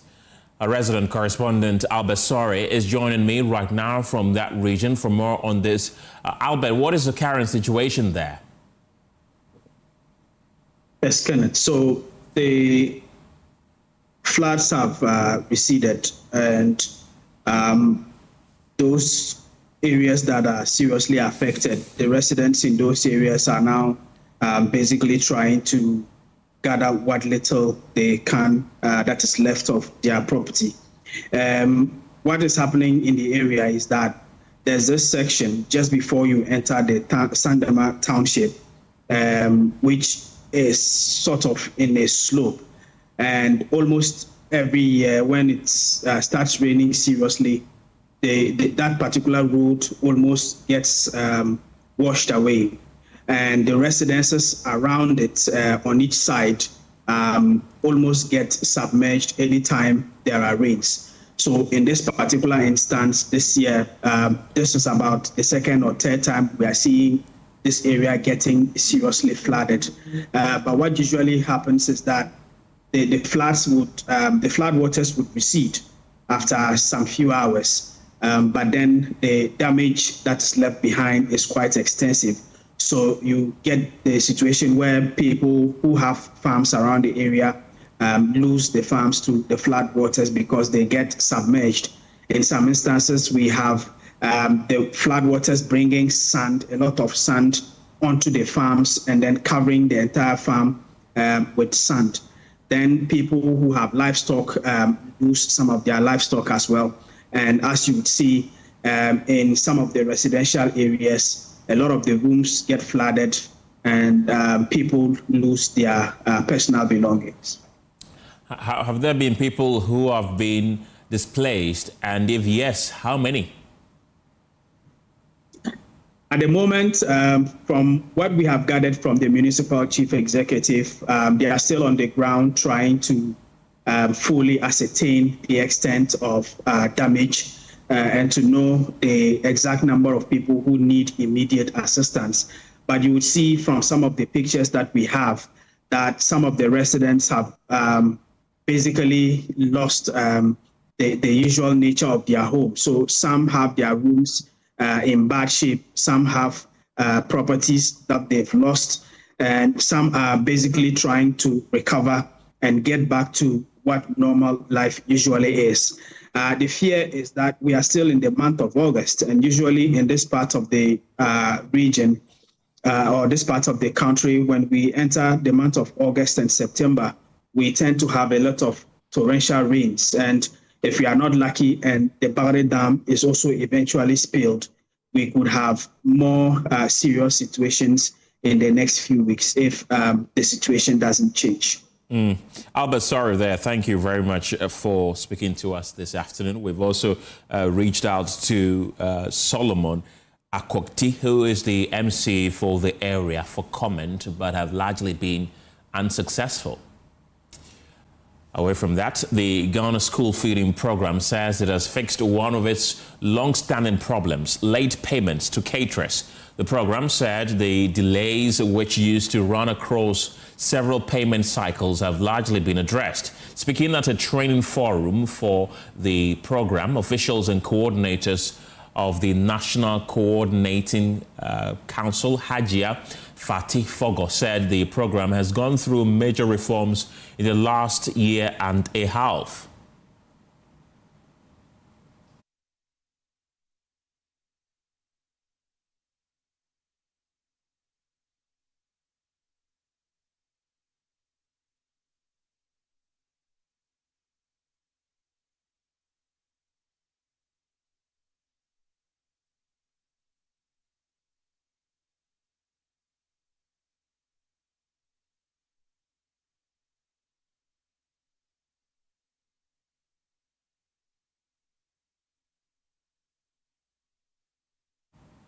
Apologies for our inability to play you that visual. You're still watching The Pulse. We'll return from the break with more. Don't go anywhere.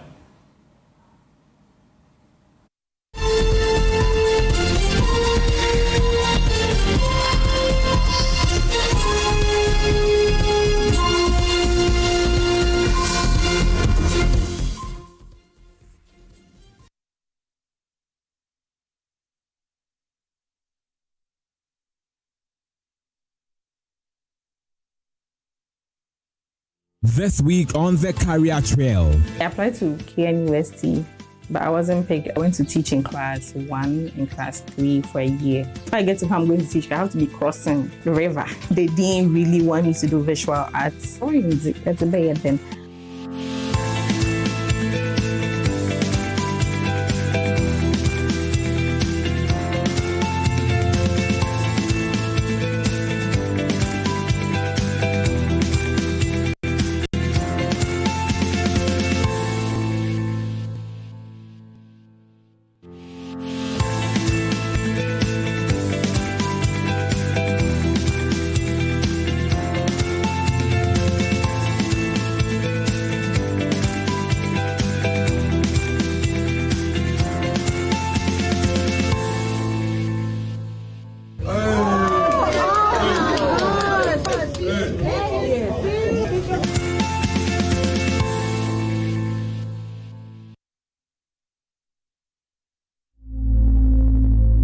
Imagine a family without a home.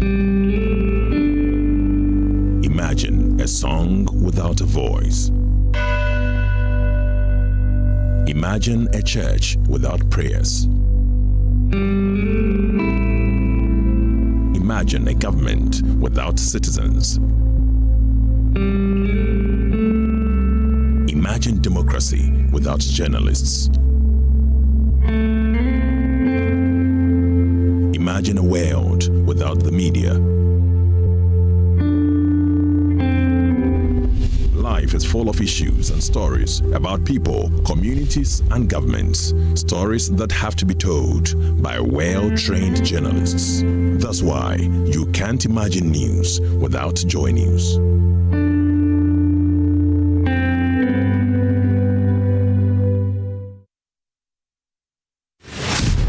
Everything has meaning, but not everything is as it seems. For every story told, there are versions of the truth. We can't afford to look at the numbers that have been presented, and say we are tired. It's the same old issue. No, somebody should be prosecuted. Every opinion can be debated.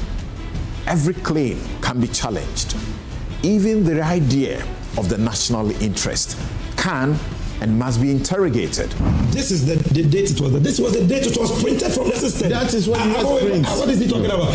Because sometimes the real facts are buried deep within layers of interpretation. So we ask the harder questions. We test every claim. We raise the standard of public discourse and place every issue on the altar of unbiased scrutiny. This is Newsfile, your most authoritative news analysis platform. And here on Newsfile, we put Ghana first. We stand beneath you. What are you doing? Newsfile with Samson Ladi and Yanini. On Joy News, independent, fearless, and credible.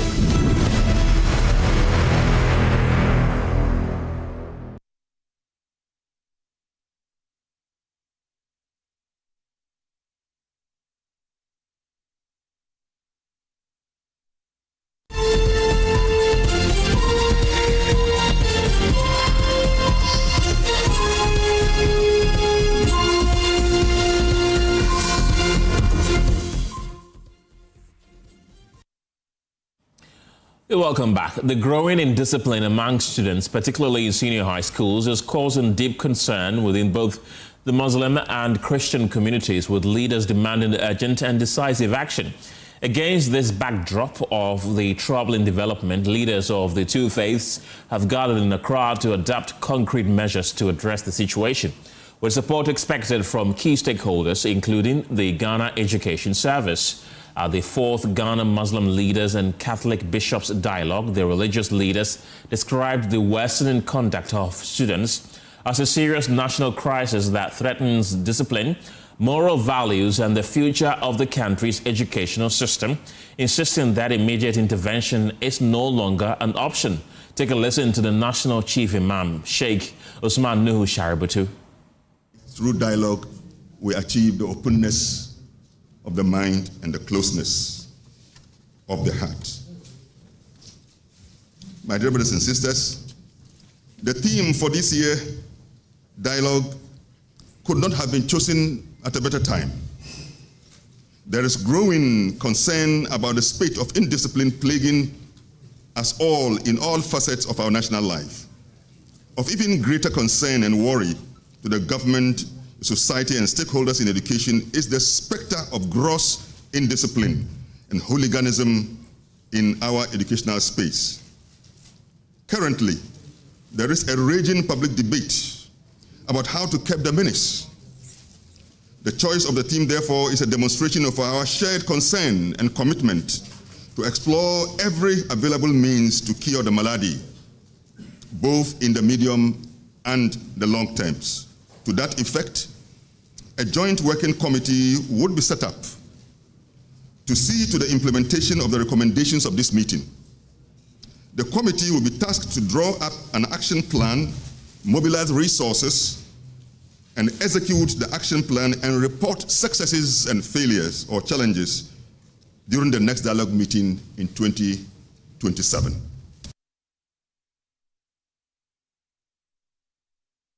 And my colleague Fatal Bayaga has been monitoring the dialogue and is joining me in the studio with more on this. Fatal, the president of the Catholic Bishops Conference, was also there. What did he say?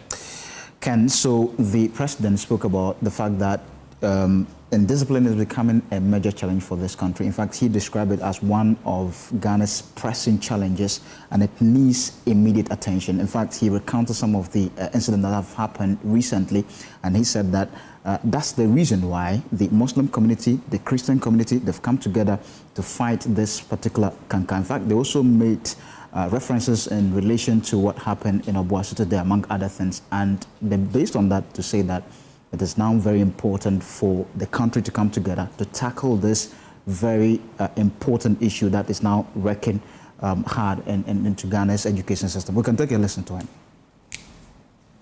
Invite all of us to reflect together on one of the most pressing challenges facing Ghana today. Indiscipline of students is not merely a question of bad behavior or breaking rules. It points to a deeper issue, the kind of human person we wish to form. A nation is not built by skilled professionals alone, but by women and men of integrity, capable of discerning what is right, choosing it freely, and placing their talents at the service of the common good. And this is precisely where religions like Muslims and Christians have an indispensable mission.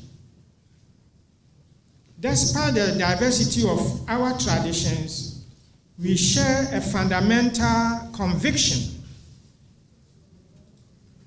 that education is sacred and it's our responsibility to do so. To educate a child is not merely to transmit knowledge, but to help him or her grow in wisdom.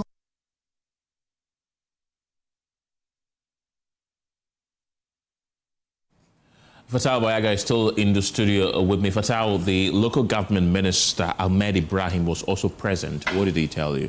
Ken, so Ahmed Ibrahim basically said that, indiscipline is a major challenge. In fact, he also spoke about the fact that he observed or he witnessed some of these indiscipline among students in the various senior high schools.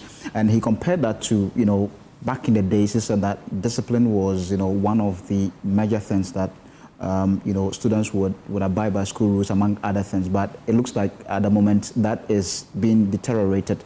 And he spoke about the fact that now, because of the cancellation of RME, religious and moral education, and also, PTA, he said that because all of these important, things that were supporting to, in a way, shape or reshape students, because they are taken out, it's now, in a way, affecting the upbringing of children, among other things. And that's the reason why we are seeing a lot of these, vandalism, among other things, in various senior high schools. So basically, he said that there's the need for these groups now to come together to help the government in fighting this situation. Fatal Bayaga, thank you very much. Well, let's now head to the Ashanti region, where the Oforikrom Municipal Assembly has assumed responsibility for the funding, management and supervision of several stalled development projects previously awarded and managed by the central government. The intervention follows concerns that weak consultation and inadequate local oversight contributed to project delays and abandonment across communities in the municipality. Under a new arrangement, the central government has allocated 20% of the district assembly's common fund dedicated to completing abandoned projects, with municipal assemblies taking greater control of implementation. Here's a report by Clinton Yabua. The projects described by the Oforikrom Assembly as legacy projects include a new municipal administration block, a court complex, a judge's bungalow, a municipal chief executive's bungalow, and a 14-seater toilet facility. These projects, due to lack of direct local oversight, coupled with delayed payments from central government during the previous administration, resulted in some contractors suspending work and abandoning project sites. The municipal chief executive of Oforikrom, Anwel Sadat Ahmed, indicated that completing the projects would reduce the Assembly's operational expenditure and improve access to public services. It's really draining us. It's really draining us because every year our budget line we have to include or absorb the renting of these assembly block and other offices, even our light bills. Now, if we are all coming to live on one common compound, I think it will drain. It will shrink off some of our burdens. We have all the money in our coffers right now. Even if today the contractor is able to do a work just 10 or 20%, 100%, the money is in the account. 2026, 2027, we are lucky that we are able to finish all our abandoned projects. That is when you initiate a new legacy project as your own. The Oforikrom Municipal Assembly told the project sides to assess the pace of work completed and engage the contractors on timelines for resumption. A contractor with BB Videk, Mohammed Awal, said an initial assessment showed that completing the affected projects would not be technically difficult. We have done a fiscal assessment of certain aspects of the building. We have in mind how we want to approach it. But because we have a contract, all those things has to be documented. We have to write to the client through their consultants. And whatever has to be done at that point, we'll get it done. But we are sure that whatever these buildings, we've worked on some of them before, we have experience in how to handle the structure. So it won't be a problem. Meanwhile, the NDC Communications Officer for Oforikrom, Jerry James, says the intervention is consistent with President John Mahama's commitment to complete stalled public infrastructure projects. And then His Excellency John Dramani Mahama, before Ghanaians should vote for him, he had a commitment, a covenant with the good people of Ghana to finish all abandoned projects because it is the taxpayers' money and we have to. Some are 6 months, 4 months, and we are assuring the good people of Oforikrom constituency that just as His Excellency John Dramani Mahama said, we are committed to making sure Oforikrom constituency, in fact, is being clothed with a positive and then a very attractive garment. Some residents express optimism that the completion of the project will improve access to local government services. Oh, that boy. I'm a young Juma, bet Matana to you meet for any credit in the Beboy, the extra Mahama, say, on Benin to Mamma. Now you're so the crumb of any baby at another Juma. For Joy News, my name is Clinton Yabua. Away from the Ashanti region, Ghana's tourism industry may soon be expanding beyond its castles, beaches, and wildlife parks with a new push to develop the country's rich geological heritage into a major tourism product.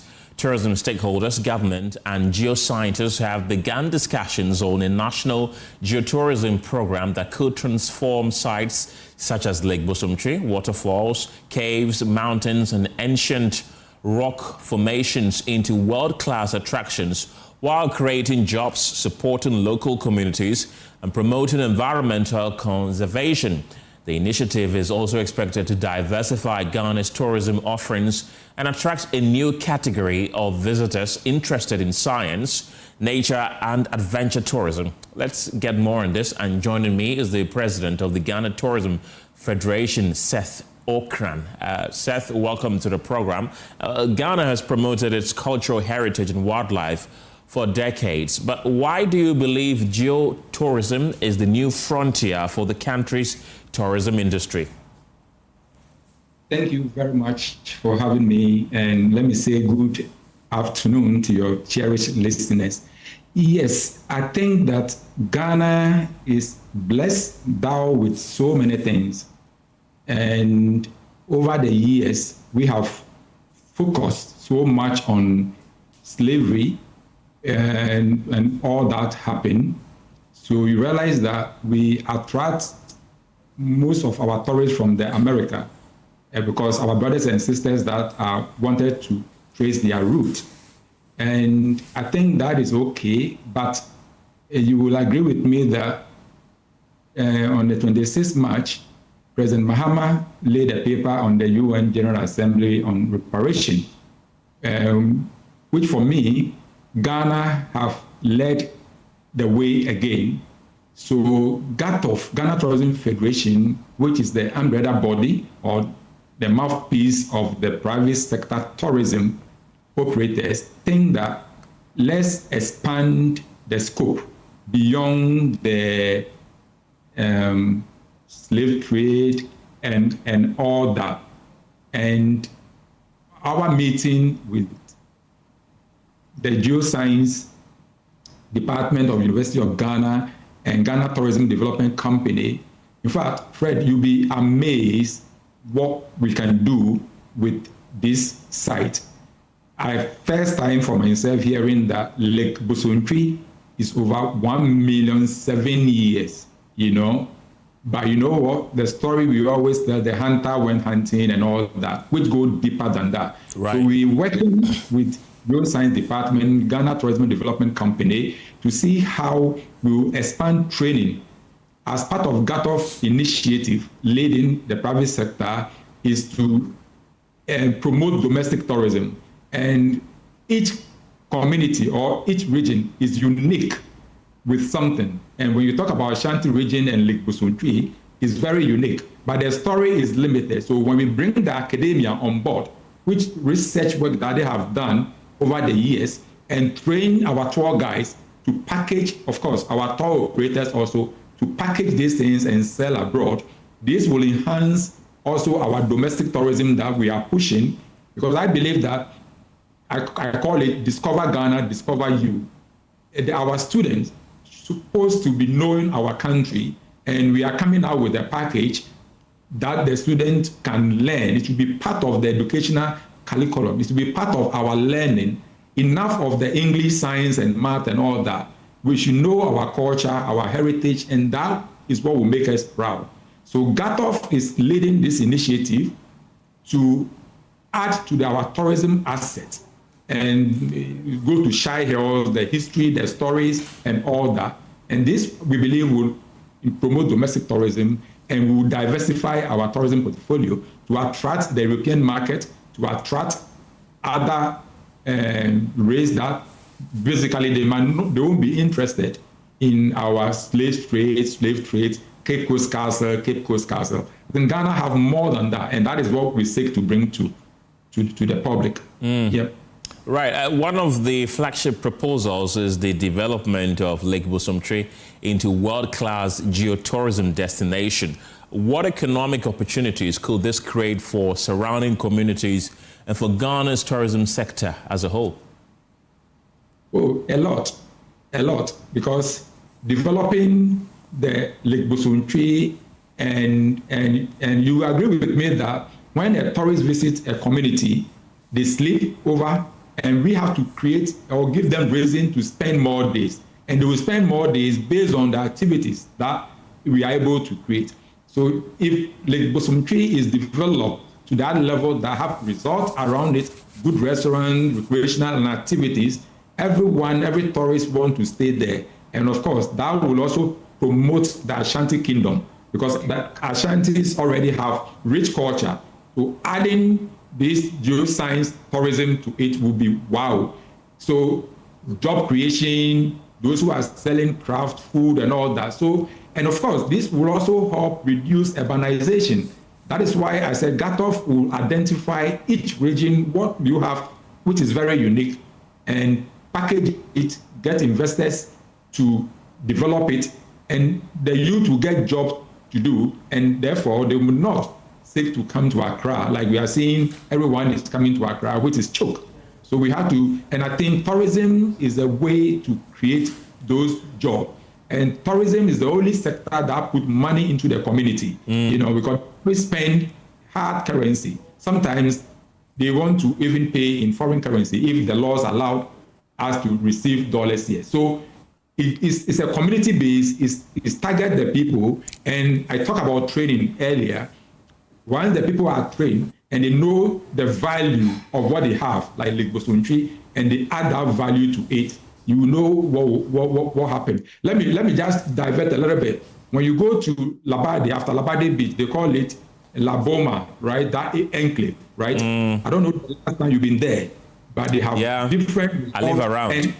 Exactly. And look at, in the evening when you go there, it's like a different world, right? Because of what? It's a beachfront. So you can see people paddling canoe. How do we create activities, lake activities and all that? That would be so interesting for students and the general public as well. So these are some of the things that wow people, apart from Cape Coast Castle, the slavery. And of course, Ghana also is the center of the world, which is not far from here. So we are trying to package Ghana. And if you come to Ghana, we should have at least 3 major festivals. Currently, the popular one is December GH. Right. Which we know. We're trying to establish something in March, which myself and the team are working around that. And you see, tourism is a multi-sectorial. We need the road people, we need the DVA, we need everyone on board to have a product that can promote Ghana. Looking at March, looking at August, and then December GH. Well, at least we have 3 major festivals that will drive traffic into our country. And building on the year of return, and building on beyond the return and the Black Star experience, now we have to create those experiences for people to come and see. Let me add to it that we are so blessed, because I question that, is it coincidence? Ghana gained independence in March 1957, which Osajifo Dr. Kwame Nkrumah said, our independence is meaningless unless it's linked to total liberation of Africa. Ghana led the way at the time. In March 2026, again, President Mahama laid the reparation paper, which is accepted. 123 vote is a line mark thing. We shouldn't sit here and others should take the glory. Ghana is the gateway to Africa. And I want to see our airport having the Discover Ghana, Discover You with some Edinkra stories and all that. We should rebrand our airport. We should rebrand all our embassies, because Ghana is a spiritual and healing gateway to Africa. And these are not just words. It's scientifically proven, geologically, whatever it is. It's the center of the world.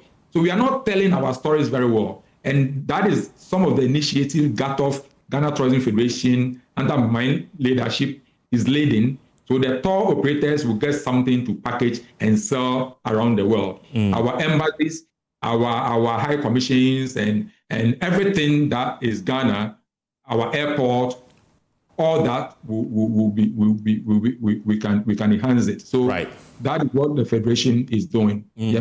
Seth Okran, grateful for your time this evening. He's the president of the Ghana Tourism Federation.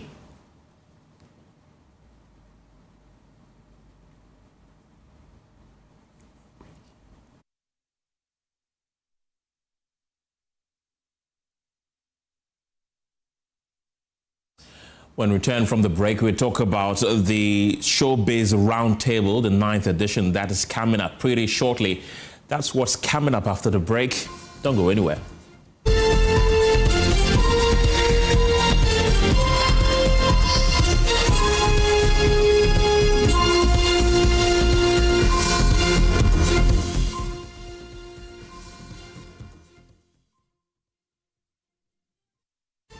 This week on the career trail. I applied to University, but I wasn't picked. I went to teach in class 1 and class 3 for a year. If I get to come going to teach, I have to be crossing the river. They didn't really want me to do visual arts. Oh, that's a bad then.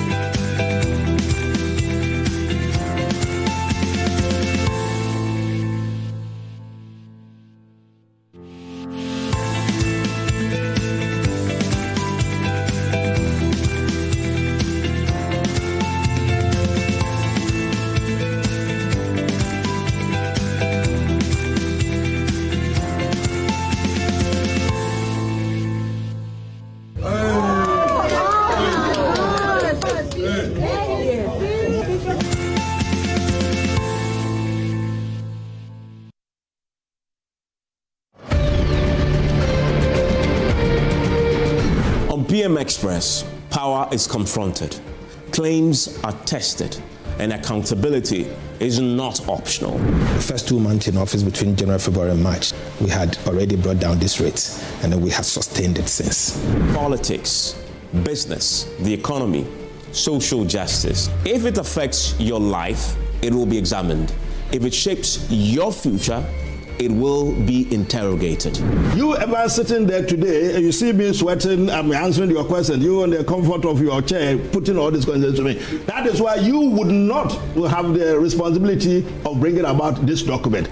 No safe spaces for evasion, no comfort in half-truths, just facts, pressure, and the courage to stay with the question until the answer comes. Your word says, my words were, those listen, on Contact Plus, you pay $570 and you get more channels. Evans, that moves you. This is the speech. To The speech I read yesterday is what I'm holding here. You didn't read the speech. You didn't write it. I wrote it and I read it. Because democracy demands scrutiny and the public deserves clarity. When the day's noise fades and the nation needs understanding, there is PM Express on Joy News. Independent, fearless, credible.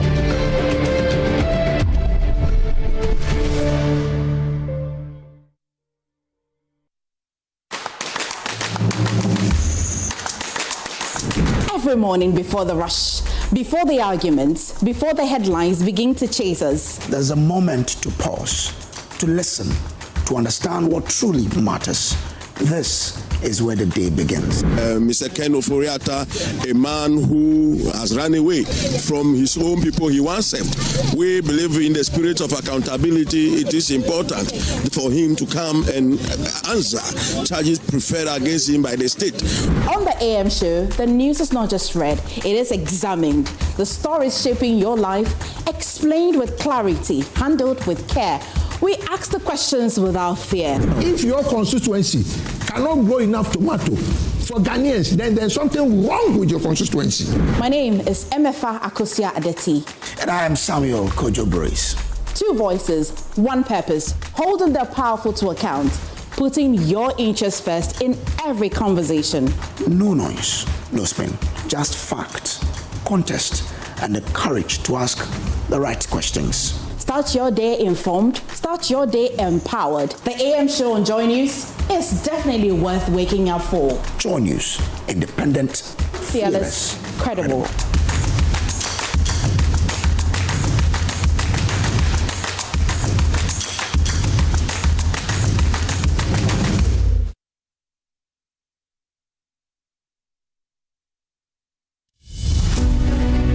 The law affects everything.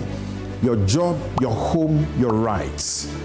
But for many, the law feels distant, complicated, full of big words. and bigger confusion, legal jargons, constitutional twists, hidden loopholes. And sometimes what seems simple is far more complex than it appears. Even if he's a tenant, but he conducts himself as if he's the owner, he has automatically stated to you that you are no more the owner. That's why there is the law, a program designed for you to break it all down, to explain, to clarify. The ends of justice are that the outcome must be fair, it must be conscionable, it must be equitable, and it must be just. The law, it's your legal lights, it's your health law. On Joy News, independent, fearless, credible.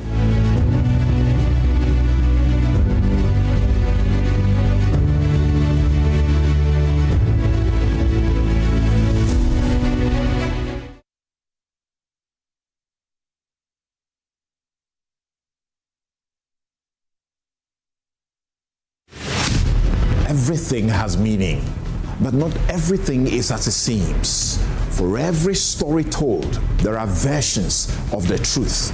We can't afford to look at this, the numbers that have been presented, and say we are tired. It's the same old issue. No, somebody should be prosecuted. Every opinion can be debated. Every claim can be challenged. Even the idea of the national interest can and must be interrogated. This is the date it was. This was the date it was printed from the system. That is what what is he talking about? Because sometimes the real facts are buried deep within layers of interpretation. So we ask the harder questions. We test every claim. We raise the standard of public discourse and place every issue on the altar of unbiased scrutiny. This is Newsfile, your most authoritative news analysis platform. And here on Newsfile, we put Ghana first. We stand beneath you. What are you doing? Clearly. Newsfile with Samson Ladi Anyanini. On Joy News, independent, fearless, and credible.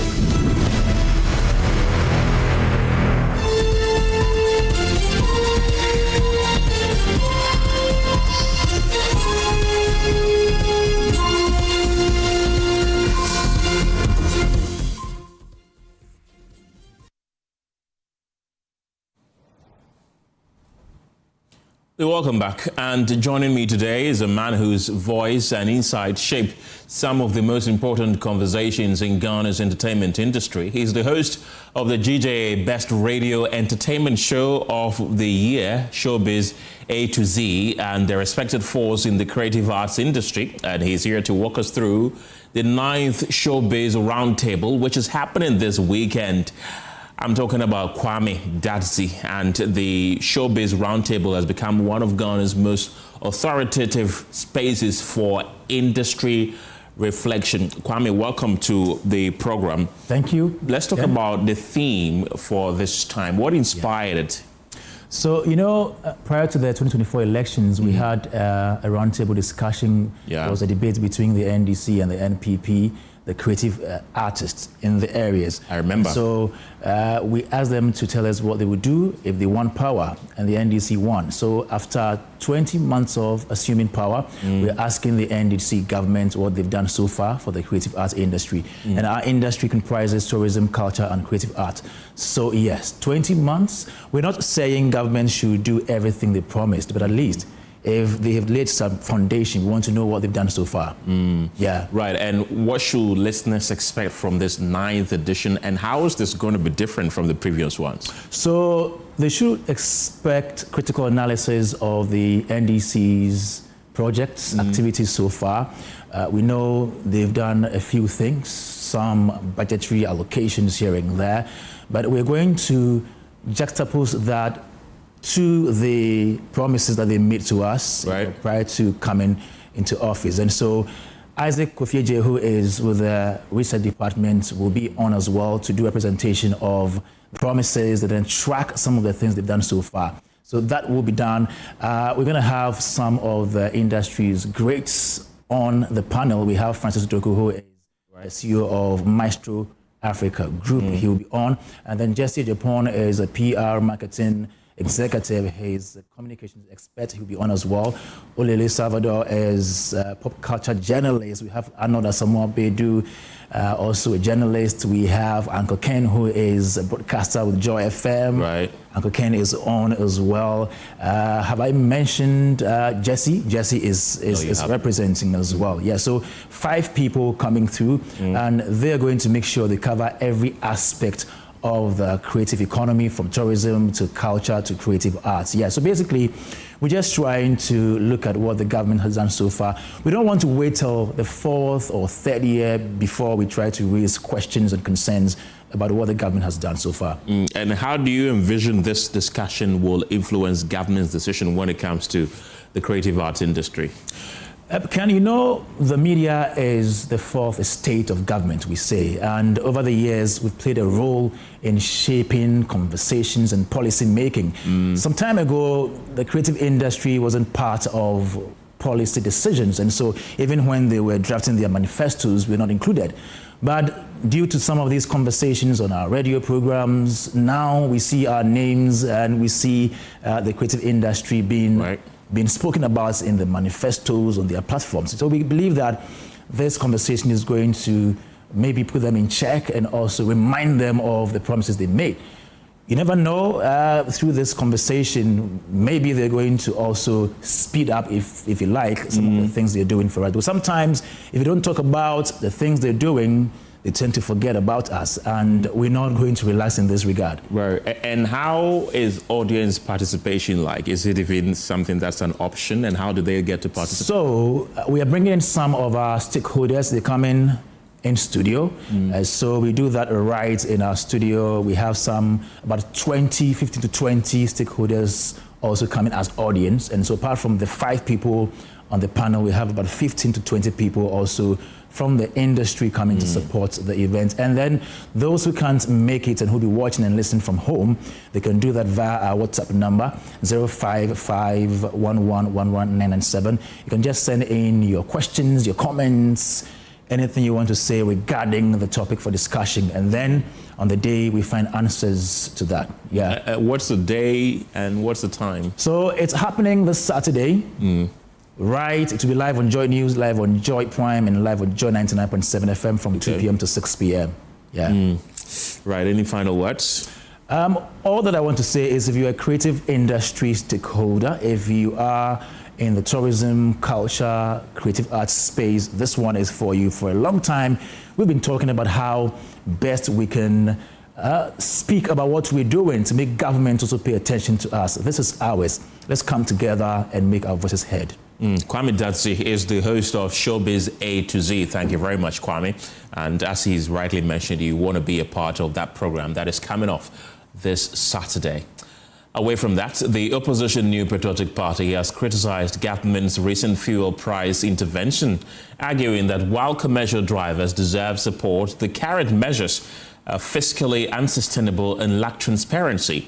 The party estimates the diesel relief and related interventions could result in about 1.3 billion cedis in foregone revenue, including roughly 400 million cedis from the month-long diesel intervention. It insists the measures merely cushions part of the increase in fuel prices and does not return consumers to the prices they paid at the beginning of last year. Co-chair of the party's policy committee, George Kwame Abuaji, addressed the press a while ago. Consider the plain arithmetic. A consumer who has paid 1 cedi extra on every liter of petrol and diesel for more than a year now receives at best 2 cedi back on diesel for a single month and nothing at all on petrol. The 2 cedi reduction is not generosity. It is a partial temporary return to money already taken from consumers at midnight, while the levy takes it continues to run. While the levy that takes it continues to run. The true cost and who pays it. The government described the intervention as a reduction in the regulatory margin rather than a subsidy. That distinction matters legally, but not economically. Foregone revenue is still a cost. On the basis of the earlier diesel program, which cost 800 million cedis over 2 months. This one-month measure implies roughly 400 million cedis in foregone revenue. Adding the earlier petrol relief of 99.4 million cedis, the cumulative cost of the stated 2026 interventions comes to approximately 1.3 billion cedis.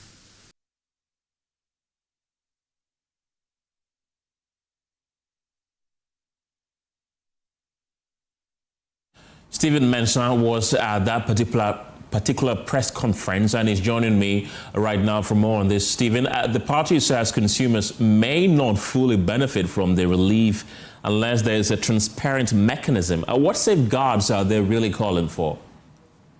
Well, the party says government must act a matter of urgency, produce some full disclosure of the petroleum price for every liter of fuel that has been given some subsidy.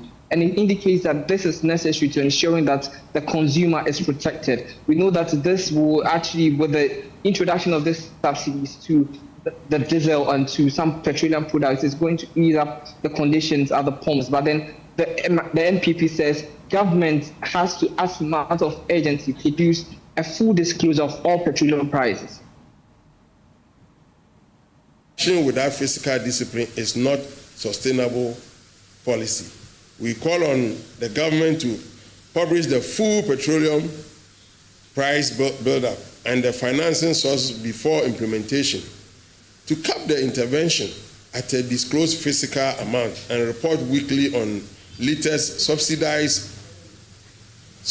and revenue foregone, to prioritize targeted relief for public transport, food distribution, agriculture and fishing, rather than an indefinite universal subsidy, to apply automatic sunset clauses with objective crude price and exchange rate triggers, and to pay industry claims promptly so that this relief does not become the next generation of arrears.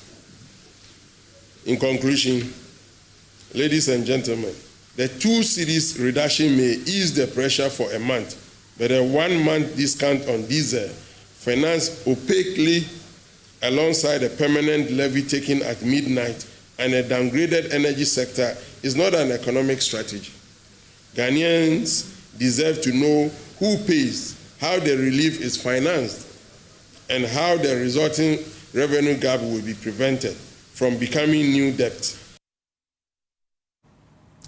Let's go into Zoom right now and speak to a member of the Finance Committee in Parliament, Ataisa, for more on this.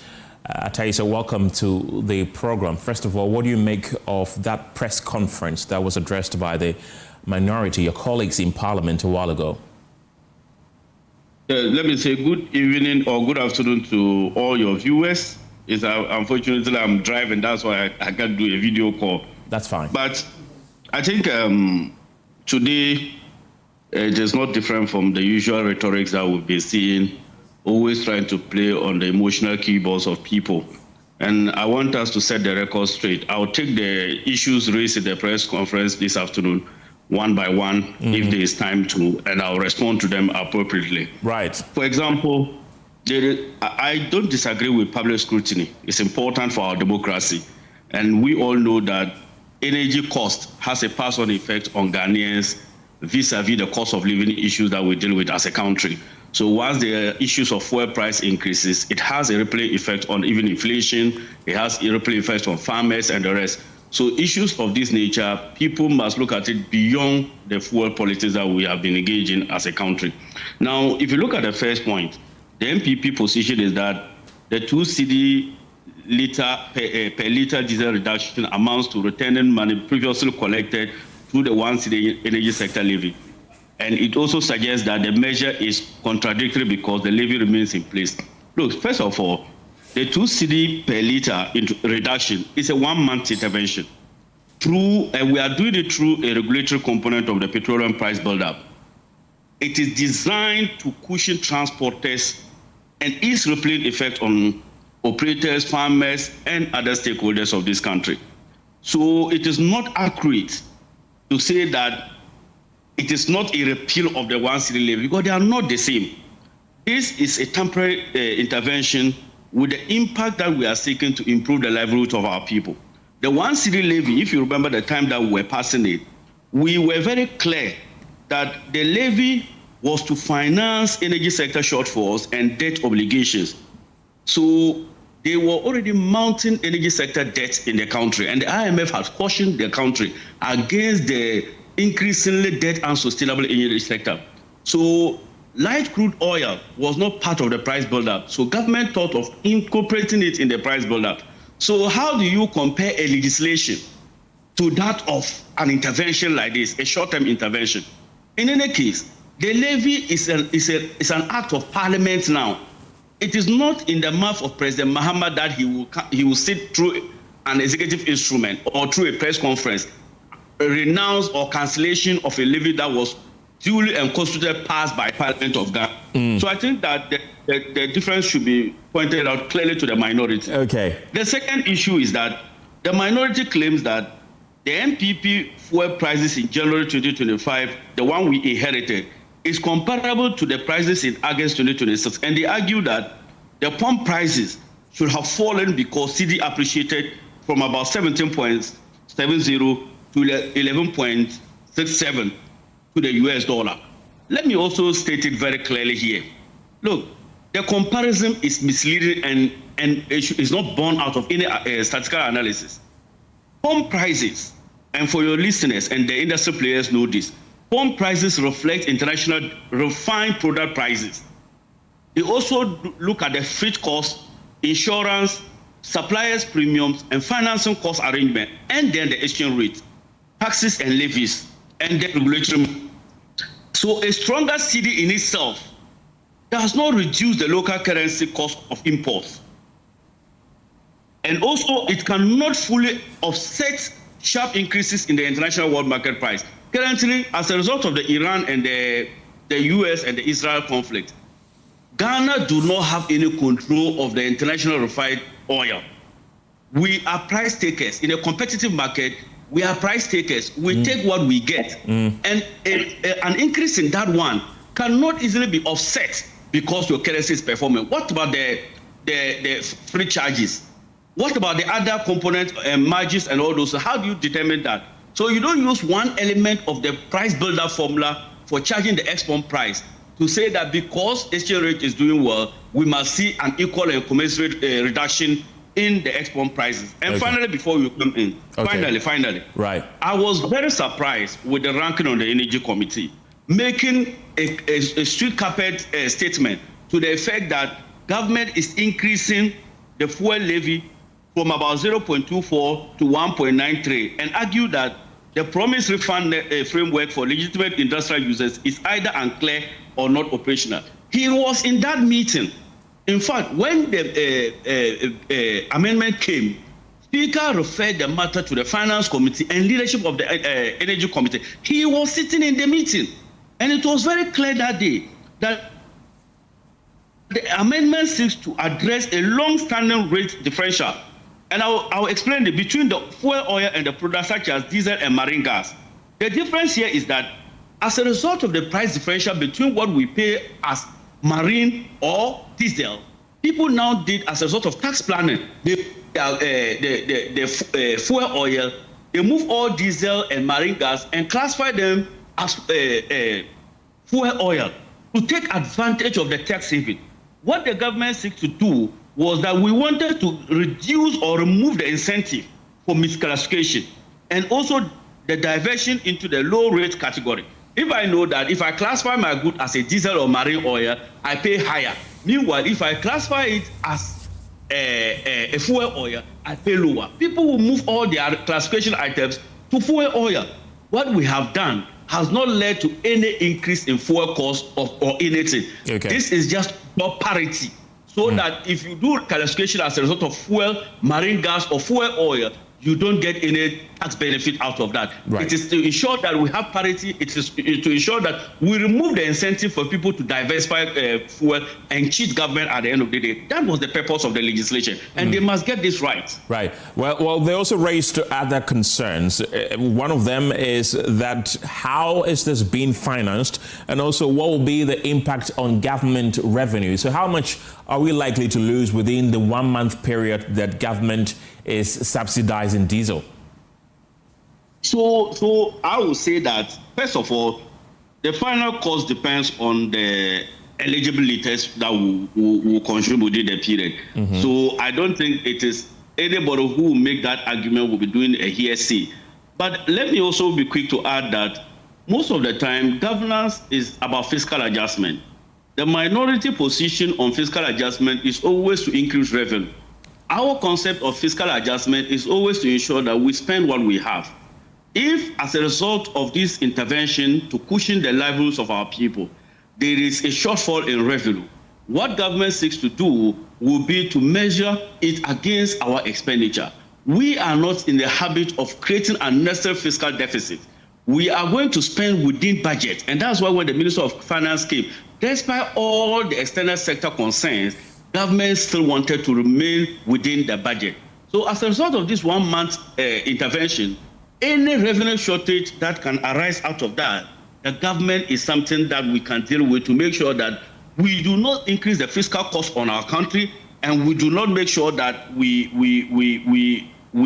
saddle the country with more arrears. And finally, before you go, look, if I had not done it, it would have pained me. The energy sector debt, it pains me when the MPP present the energy sector burden as something that has just come or is an evidence of a worsening energy sector crisis. Look, the energy sector crisis did not begin in 2025 or 2026.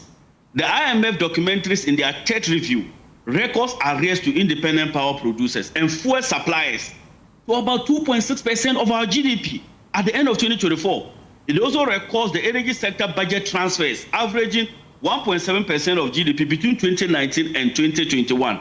By the end of 2024, the sector was already burdened with unpaid obligations, high distribution weaknesses, weak collection system, and expensive generation contracts and delayed reforms. The IMF reported it under their fourth review also in October 2024 that government has deviated significantly from the fiscal reforms under the energy sector. So the 2026 mid-year review, if you remember, almost 7.7 billion Ghana cedis in the proceeds, and then 6.9 billion in the energy sector shortfall payment had been honored. And that is the way governance goes. So if you say IMF has described the country as something that we are not doing well with the fiscal performance in the energy sector, you must look at the records. The records is very clear. And if you look at my last reference goes to the IMF documentation again. Look, this is what the IMF had to say. The IMF and the budgetary and negotiated settlement of IPPs and fuel supply, that was just last week Monday when they met to approve our thing.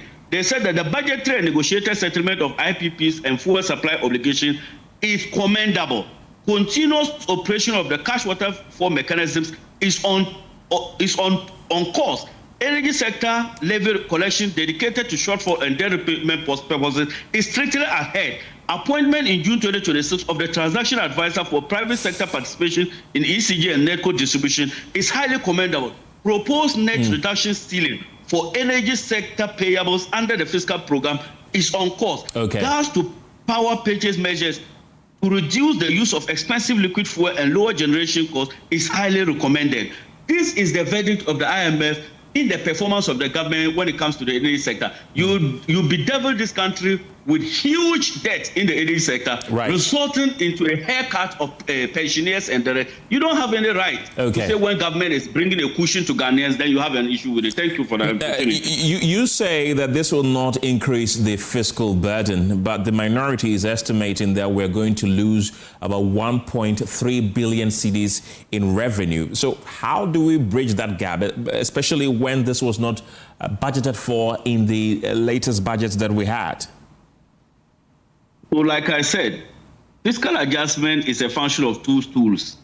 Fiscal adjustment, one is the fact that you either deal with your expenditure or your revenue. So if you are getting a revenue shortfall, you must commensurate it with an expenditure cut where you think that you can do with subsequently. November will be coming back for the 2027 budget. Okay. So I don't think any of these things should have a direct fiscal cost on government. The fiscal cost in this case is shortage of revenue. But at the same time, it can be offset by a commensurate reduction in your expenditure. Some of the expenditures are multi-year expenditure that can be pushed into the 2027 budget. So the calculation in any case that they did is even poorly arithmetically done.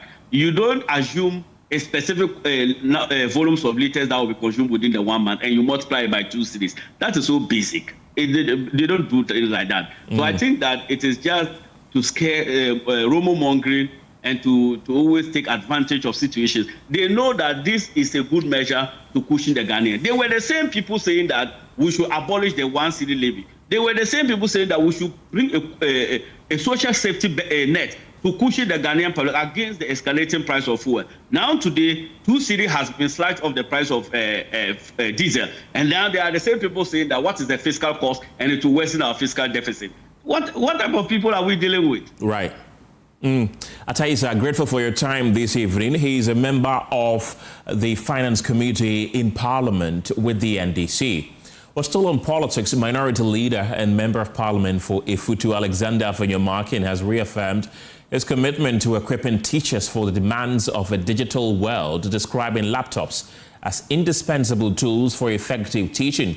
Under his One Teacher, One Laptop initiative, which began in 2018, he has procured 100 laptops and distributed 79 laptops to teachers in Ifutu, with the remaining 21 to be handed over to other beneficiaries when school reopens. He says the donation was driven by requests from teachers themselves, insisting it is an investment in those who shape the nation's future, stressing that a single laptop, when properly used, can significantly improve lesson delivery and productivity. May this tool never sit idle in a bag. May it become the extension of your dedication, a device through which better lessons plans are born, faster results are recorded, wider knowledge is accessed, and ultimately, brighter futures are built for the children of Ifutu.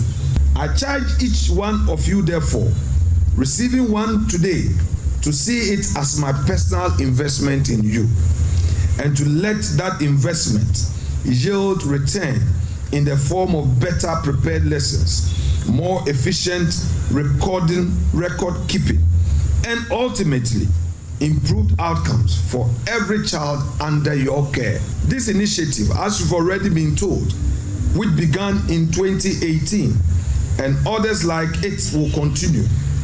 Ifutu's teachers will always find in me a listening ear and a willing partner.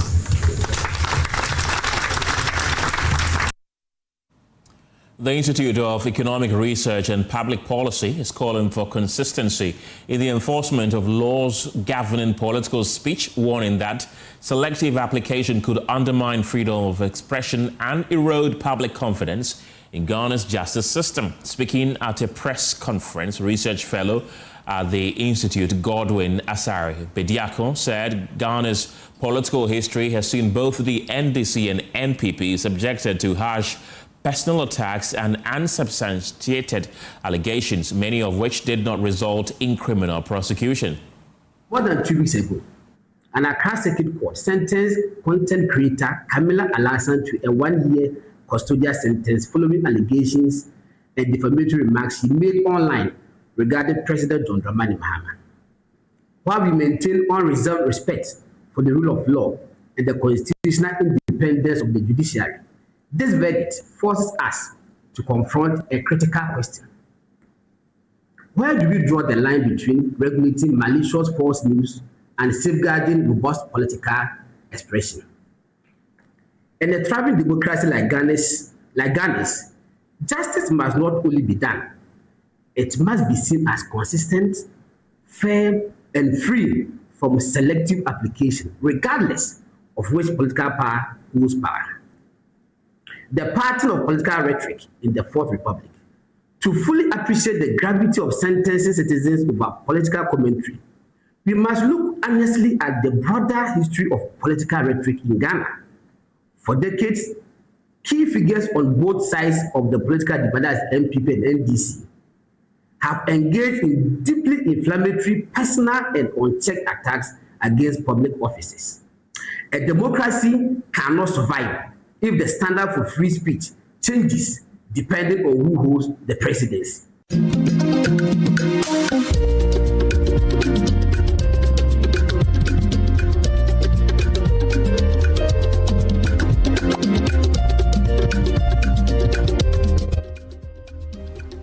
Nifa Senior High School have brought Okuapiman School's 4-year reign at the NSMQ National Championship to a stunning end, pulling off a major upset in the Eastern Regional qualifiers.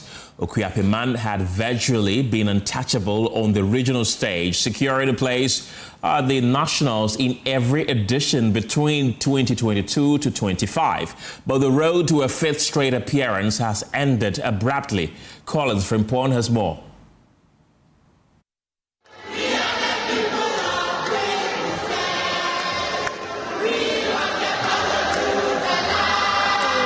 That's Nifa Senior High School. We just put up extraordinary performance here at Achimota Senior High School, where we are having the Eastern Regional qualifiers. They just defeated Okuapiman Senior High Secondary School, who have been at the National Championship since 2022. This time around, they will be there in 2026. You should expect great things, because these three boys are reincarnation of the great contestants that passed, you understand? So like Benedict, for instance, he's coming from Presec, but this one, he has entered the Edukrum Premiership. You understand?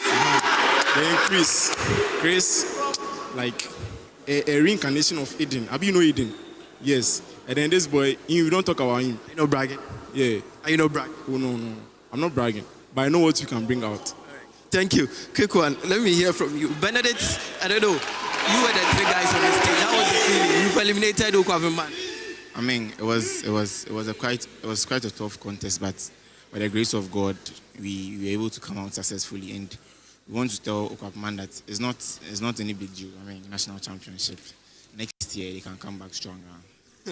All right, but national championship coming up in a few weeks. What should we expect from you and the school? Expect nothing but the best from us. Right, grateful. So that's the first senior high school. Quick one, let me hear from the school that most people will be expecting to win or progress to the national championship, but that wasn't the case. Hi, senior. I know it's difficult, but how is the feeling like at the moment? Although it's a quiz, anything can happen. So we give thanks to the Almighty Lord. That's all hot I can see.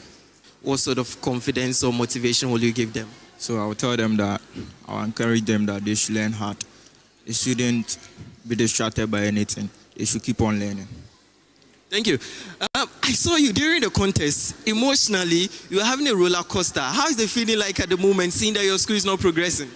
Oh, normal. At least we came to contest and we done something, so it's okay. Right, so this is what happened here at Achimota Senior High School. For Akuapiman, they will have to wait if they can qualify as one of the top 30 schools that will progress to the national championship coming up in a few days.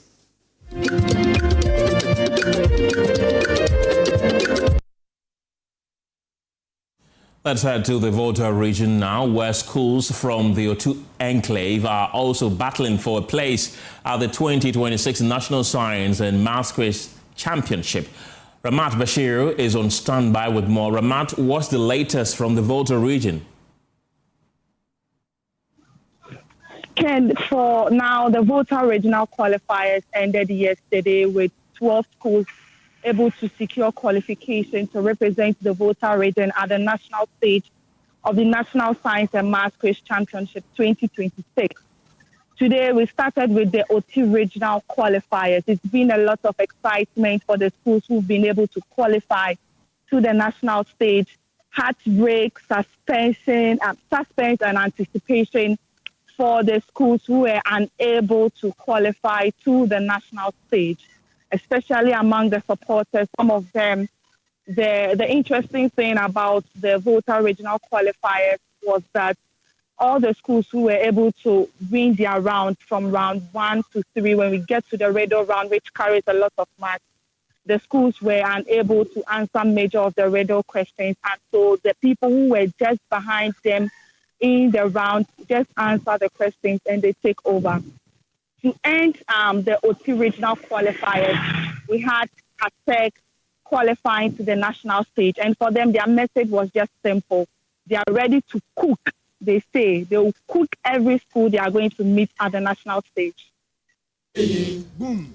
Wisdom and courage. With 52 points, KJB Asato Senior High School, they've been able to secure the second ticket to qualify to the national stage of the 2026 National Science and Maths Quiz Championship. Take me through how you feel. Oh, you see, today's contest, I was expecting thousands of points, but you know, Jesus Christ came to advise us. He said we should just take it easy, you know. You see, but you know, my most appreciation goes to God. God has done a lot, have taken us through. My other greetings goes to our coordinator. Because of the training we have been through, because of our coordinator, we have been able to succeed through this. But you know, I was expecting thousands of points, but Jesus Christ, yeah. That's it for the pulse this evening. For more news, you can log on to myjoyonline.com. My name is Kenneth Gyasi. Business Live comes up next with Pius. Stay tuned.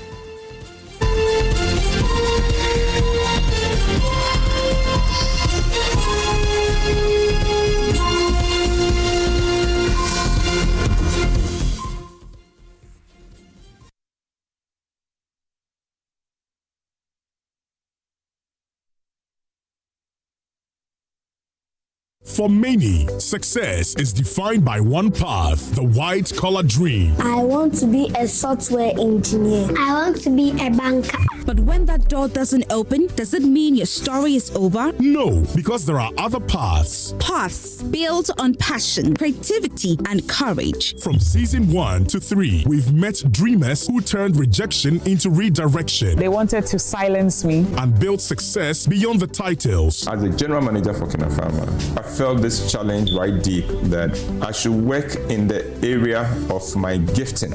I started writing. Now, season 4 is here.